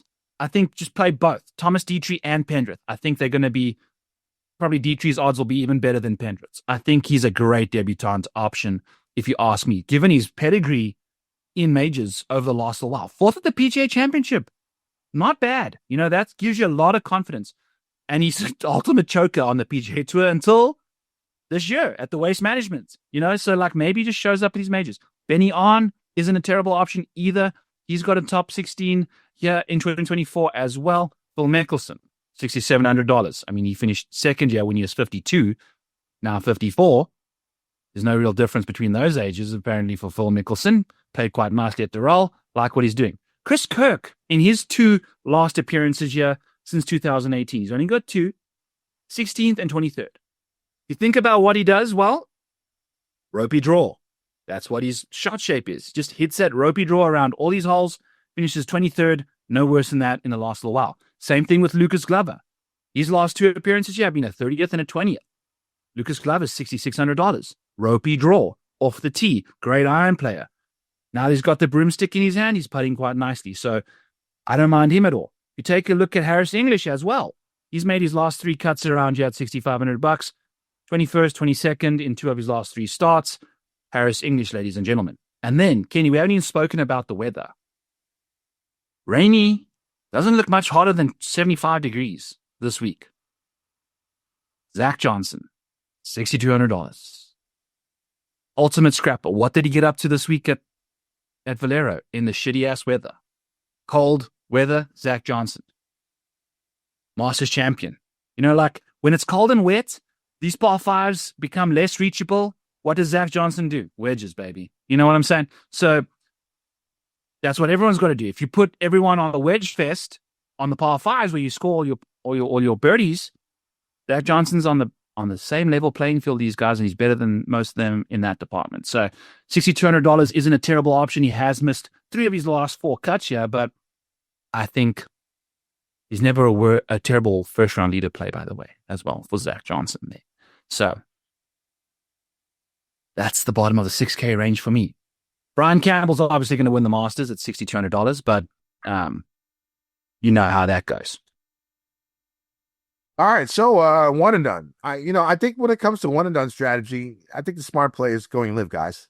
I mean, because you don't have to use them. Now, if you want to be contrarian, you could go outside of that. But I mean, I'm looking at Rahm and Reed is what I'm looking for this week, probably for Augusta. Those are the 2 that I'll probably go. I'll probably save Bryson for the U.S. Open, probably Koepka for the PGA or something like that, and Hatton for the Open Championship. That's probably the way I'm going to go with my one and done picks for majors, just because especially in the Slider Cup that I'm in, where it's one American and one international guy. That goes all the way to the Tour Championship. So it's tough. You got to have like the top guys that are on the PGA Tour, because those FedEx Cup playoff events, they tend to be times more, like times 2, times 4, times 8 in the scoring. But for the Mayo Cup, I think I'm just going to go Rahm this week. And you got Cam Smith. Oh, right. That might not be. Yeah, that'd be a good play too. Fuck it. Or either say that or save him for the Open. But yeah, I think that would work. If there's any place to play him, it's this week. He's gonna win this tournament at some point. He's going to. God, I hope he does. If he doesn't, I'll be very sad. But I like him. And then Will Zalatoris. If you're looking for a really random non-live guy, I think he's a great option too.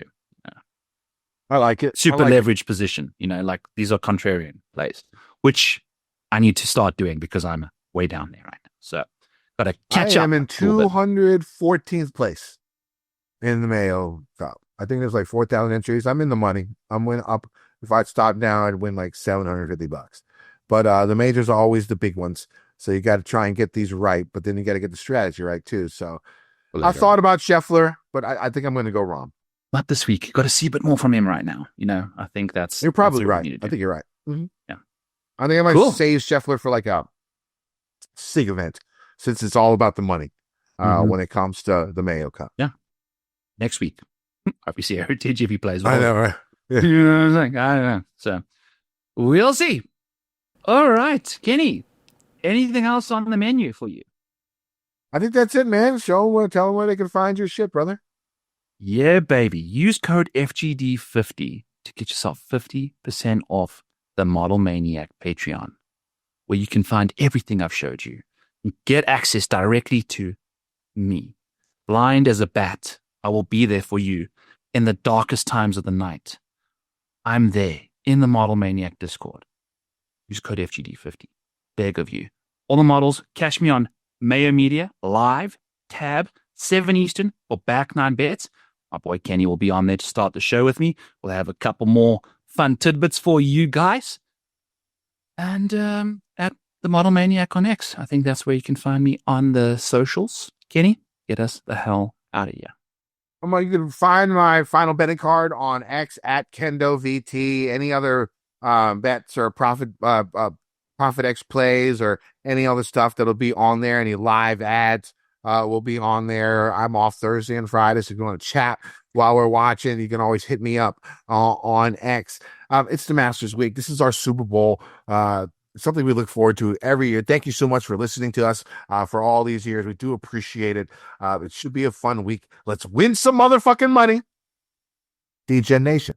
I've been getting dirty money, Jordan Belfort. Stacking penny stocks while I'm flipping these birds. Sipping on Ciroc, trip 'em up with the words. I done popped the Molly and I think it's be my third. Jordan Belfort. Fantastic, guys. Solid. What was it? 2 hours? 2 hours and 9 minutes. Yep. We had fun, dude. I had a blast. I mean, the thing great. is, like, really, like, it was like an hour or 40 minutes of golf shit. Like, real golf shit. Like, usually a lot of the times we spend like 30, 40 minutes on like the intro. Like, we won't, that went quick. It was literally like a lot of the golf info. And I think that's good for this shows show. like this. It's yeah. huge. Like, just Majors, show, we got to focus in. Yeah, focus in and get the good info and get everything right, and have people listen to it and realize that, okay, maybe these guys do know what they're talking about a little bit, and then have a little bit of that entertainment we had in the beginning with the story time, but it was short and simple and sweet, and then just got down to business. It was good. Yeah. It was solid. Almost forgot to hit record on my end. Jesus Christ, could you imagine? Imagine you already have an recorded. absolute banger of a pod and we have to do it. I would murder myself. I would get so hammered.